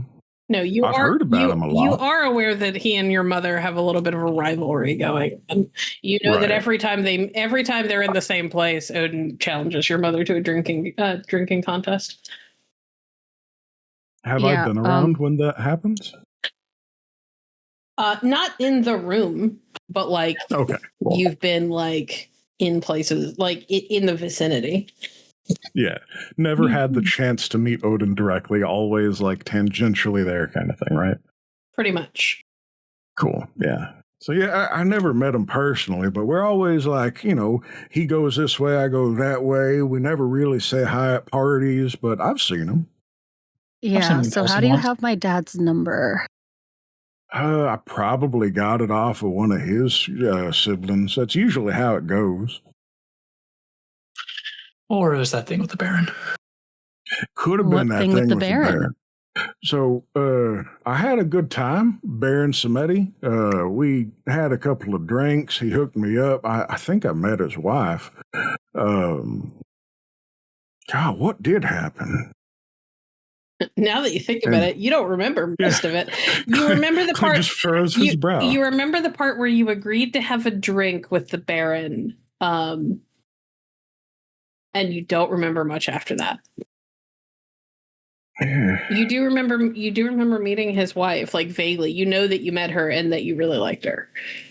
Yeah, she was real pretty. I mean, yeah, there was something that happened. I was supposed to meet him for drinks. We drank, we talked, we hung out, had a great time, clearly. I got his number. I think I got a lot of numbers after that. So the Baron updated your contact list. It's either that or when we partied real hard. Uh-huh. Oh my god. Like, truly, like, we're so fucked. Just realizing that now. Oh, trust me, I knew when I assumed when I knew that I was working with them because of you, it was going to be a problem. Wow. Okay. Is that everything? Do you want to hear about all the folks I slept with too, or like what kind of everything are you hoping for? We don't need to go through that. At some point, I think I do need a list based on everything else I've heard so far. Yeah. All right, I'll start writing something up for you. Just send her a text. You probably have her number in there now. Oh yeah, that's a good idea. I could do that. I'll hand his phone back. Thank you. Clint will take a selfie and send it to the number plugged in so that contact info can be easily shared. Yeah, the phone chimes. You're sending the selfie to Blythe. Okay. Yes, to Blythe. I swear to God, did you just send the selfie of yourself to Odin without to Odin? Please send a selfie to Odin. Do it. Do it. Actually, so I mean, if he's there and he knows you're here, have you let him know that you made it? Like, does he know that you're here with us? It's not hard to get here. But you didn't like say, hey, Dad, I finally showed up. Clint's really cool. I think I'm in love with him or anything like that. I'm sorry. You hear Lucky make another one of those noises that sounds vaguely like a dog trying not to laugh. Clint, from everything I've heard, I don't think you're my type. That's okay. How about we break this silence between me and Odin? I haven't had a chance or a reason to say anything to him, but here, stand next to me. And Clint will raise his phone for a selfie. Clint. Yeah. Roll me a base intelligence check. Base intelligence? Yeah, just your intelligence.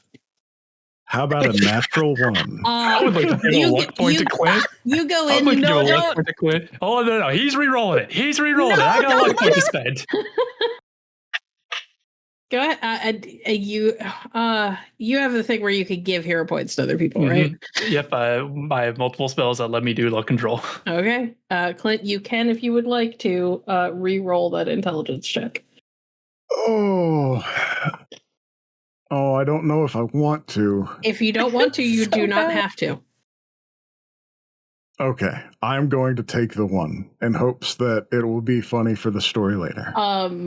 So you go That'll be in with something. every intent of sending. You take the selfie with Blythe, and then you go in with every intent of sending the selfie to Odin. And you scroll through your phone, and Odin isn't listed. Like the name Odin is not there, and you have no idea how she thought that you had his number. Wait a second. You spell Odin with an O, right? You do? Okay, hold on. Let me go through this. All right, I got And while that is happening, quick question: does anybody else here have the death purview, other than Clint? No. Okay. While that is happening, everybody else feels this like you're outside in the sun. It's warm. And you all feel this like deep, like get into your bones chill fall over the area.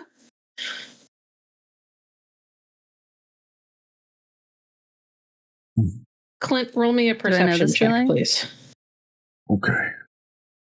Also, I don't get purviews. How about a 10? You have the psychopomp purview. I mean, A 10 is not going to do it. So unless somebody else says something, you know that you're. Do you want it this time? You know that you feel a little bit chilly, but you are focused on your phone. Do you want the point this Is time, this- Clint? I'll take it this time, yeah. Okay, This you time. can have a luck point. Awesome. Blythe, what were you going to say? is this a feeling that I felt before? It's still better. It's 16. Oh, okay. Hell yeah. Roll me.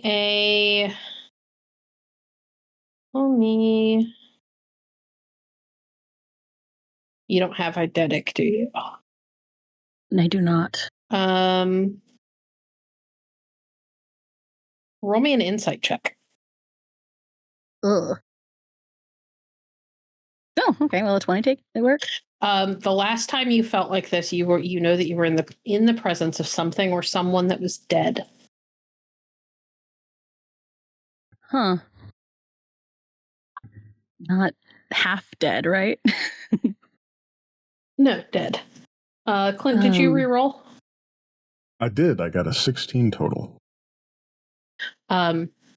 It is as Blythe is starting to, like, her mouth is opening to say something. Clint, you realize that there are goosebumps on the back of your arms, and you look up, and there is a ghost standing at the edge of the patio. It is a young woman with a kind of long but shaggy looking haircut. She looks badly battered. Oh no. Like when she died, it was bad. It was violent. She is wearing a denim jacket over the remains of like a what looks like it was probably blood soaked like tank top that's been shredded a little bit. And she looks like it is taking her physical effort to be here. No. Clint will slowly pocket his phone and then, pardon me, ma'am, do you need some assistance? She reaches out and her mouth opens like she is trying to speak. And you realize as she tries to speak that her throat is just a mess. Like something has bit and ripped out her vocal cords. I would like both Oliver and Blythe to roll me expertise magic, please. Okay. I'm rolling mediocre. 25. It would get up from his chair at that point and start moving towards her. Maybe we can use a different form of communication. With 14 and 25, Blythe, you feel and almost taste magic in the air. It's almost like being in a room where a lot of blood has been spilt, where you can like taste the copper on your tongue, but it's a different taste altogether. Have you ever done that thing with a 9-volt battery where you put your tongue to it to see if it is still working? I don't want to admit that on the internet, but sure. Well, you know that weird kind of taste that it has when you do that? Yeah. That's a little bit what magic tastes like. Oliver, you can see a point in the area where Clint is walking towards it, where it looks like there is like this influx of magic that you think you might be able to reach out and interact with if you move fast enough. Huh. Yeah, I'll get up and start heading that way as well. A little bit of a hustle. Damon, are your wards up? Yeah. I'm going to follow Oliver. This is weird. Clint, what are you trying to do to try and speak to her or interact with her? So the first thing that comes to Clint's mind is trying to find a way of communicating non-verbally. So he's going to see if there's any sort of signs or writing that she can do. She doesn't seem to necessarily have the wherewithal or the mental capacity to try and like do sign language or anything like that. But you do see that she is holding out a hand, and in her hand is like the ghostly outline of what looks like a smartphone. Oh, okay. Clint will raise his phone. Oliver. Mm-hmm. What are you going to try and do? And if Blythe is following, both of you could let me know what you want to do, unless Blythe is just going to sit there. No, I'll help. So I just see like kind of like just the outline, the kind of like impression of magic. I don't know exactly what this is yet. It's a little bit like when you're outside, like standing on asphalt on like a really, really crazy hot summer's day where you get that like shimmery mirage effect. It's a little bit like that, though, right? You did not, because your magic check didn't quite make the DC. But you could smell and feel it and taste it in the air. In that case, I'll activate Unlidded Eye, which is my sense magic stuff, and just to maybe get a clearer picture if I can, and then also like turn to Clint and be like, "What are we looking at?" Blythe rubs her jaw like, "We're a bitch." Oliver, when you activate Unlidded Eye, you can see the like. Normally, when you see the words on Damon's farm, they're only at the edges. It's like one of them is here now and is being pressed against. Not violently, but somebody is like slowly but surely trying to force something through.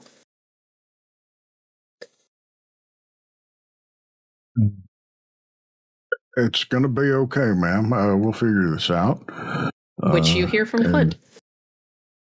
Clint, what are we looking at? Oh, sorry. If y'all can't see it, then there is a woman standing before me. Throat looks to be ripped or torn out.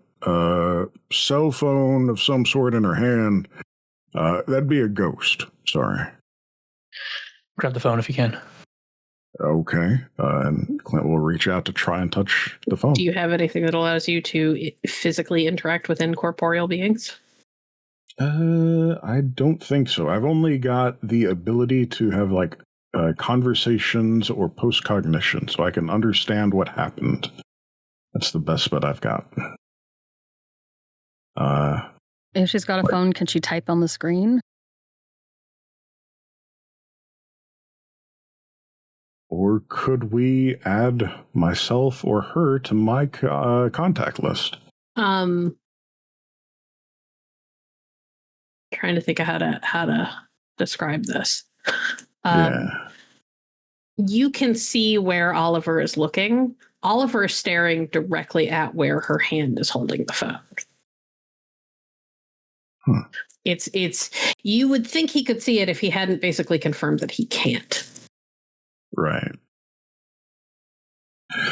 All right. If you're going to be okay with it, ma'am, and Clint will reach out to touch the phone. It feels like touching a live wire. Ooh. Like you get zapped pretty hard, and when you yank your hand back, just more out of surprise than pain, Damon kind of frowns. That was the ward. Oh, okay. Touching her is the ward. No, whatever you touched was the ward. Why is it here? Clint, what does she look like?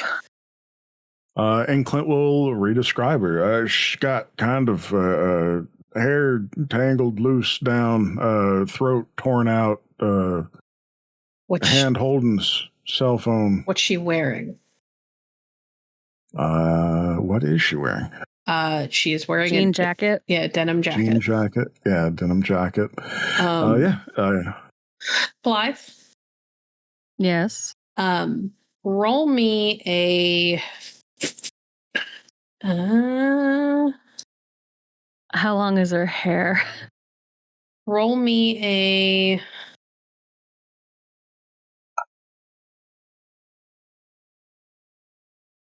Roll me an insight.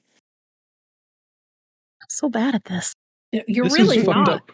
Oh, well, Can yeah, no, I you roll are. as well? Well, Actually, hold on. If Lucky has come by, I will steal a luck point from him. Lucky is right next to you. Who else? Steffan, did you try and ask something? Yeah, I was going to say, do I know that description? You do not.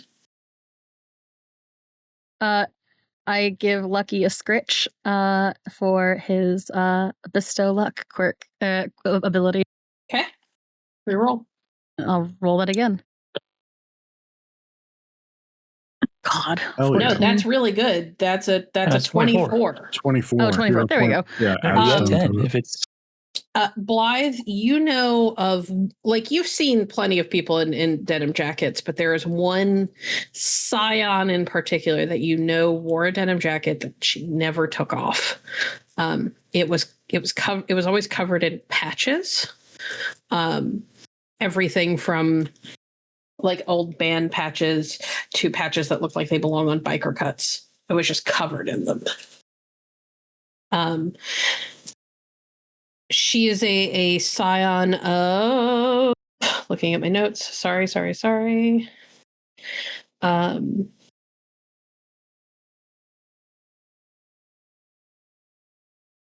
She was a scion of Hades.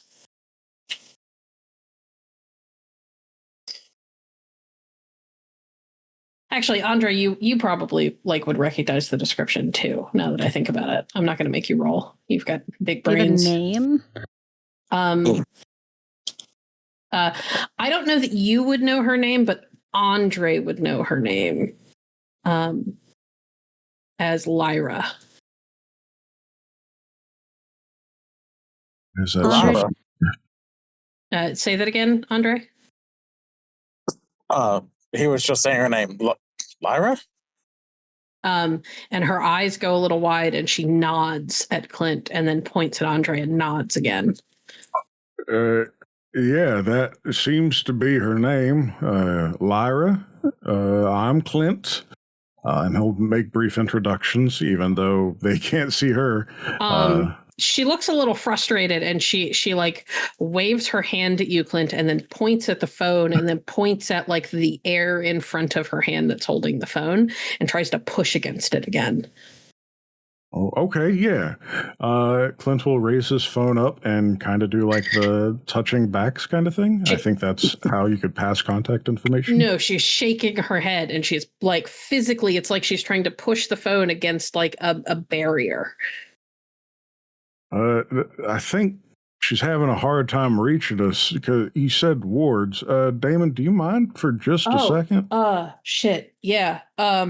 Yeah. And he does this thing where he makes a series of like rapid gestures and then pulls out his phone and hits a couple of buttons. And Oliver and Blythe, very briefly, the magic dissipates. It's actually kind of sudden and a little disorienting. At which point, Clint, she almost stumbles forward like she was pressed up so hard against the wards that it takes her a second to catch herself. And then she drops the phone, and you could see a look of like raw focus and determination. She drops the phone, and everybody at the table sees a physical phone drop out of midair and land on the deck at Clint's feet. And she looks exhausted and relieved, Clint. And then her eyes kind of well up a little bit, and you see Ian look at her. Ian kind of perks a little bit, and he goes, I gotta go for a little while, but I'll be back. Yeah, I'll keep an eye on things here.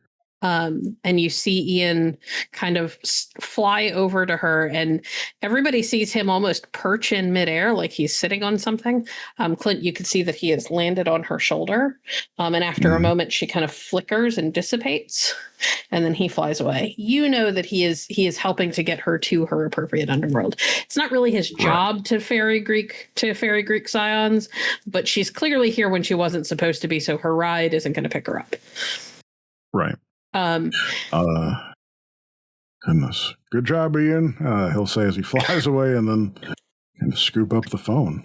The phone is cracked and battered and looks like you're a little shocked. You'd be shocked if it would come on. And when you push the button, it doesn't. But after a few seconds, despite the fact that the screen is still off and it has shown no signs of life, it begins to ring. Oh, dear. Okay. Let's see. Can I answer and put it on speakerphone? It's not a phone call. It's a ringer for a text message. Ooh. What's it say? And flashed up on the screen, you see, we found one before the wolves did. We thought we had time. We were wrong. And there is a video that looks like a house that is just on, like it's ablaze. There's so much fire you can barely tell that it was a house. Fuck. Fuck. Oliver, you glance at the phone as Clint says, "Oh fuck." And when you glance at the phone, your head snaps back, and your eyes go really wide, and your good eye goes white. And you are staring at this house that is on fire. And you don't know what possesses you to do it, but you walk forward into the house and through the fire. You know it can't hurt you because it's a vision. And inside, you can see the bodies of several people. All of them with gaping holes in their chests, except for one. All of them with gaping holes in their chests.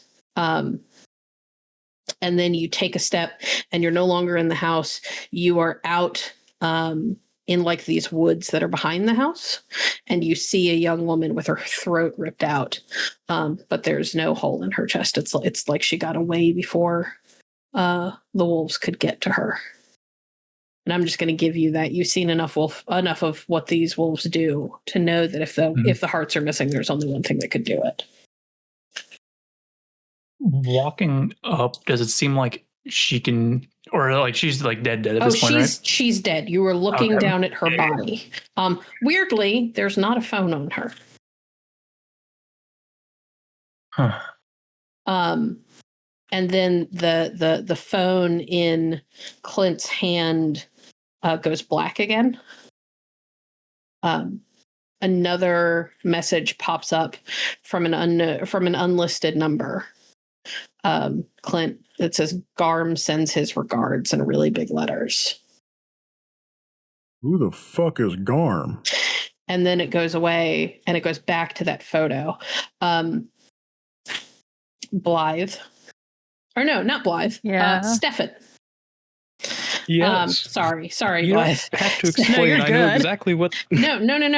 Steffan is the only one with a passive perception high enough to see this, is why I specifically wanted Steffan, but I'm looking at your name in my notes. Steffan, you see at the very corner of the picture, it's tiny and it's distant, a cloaked figure walking away from where the fire was, flanked by 2 wolves. And it is carrying a white staff. And that is where we're going to end it for the evening.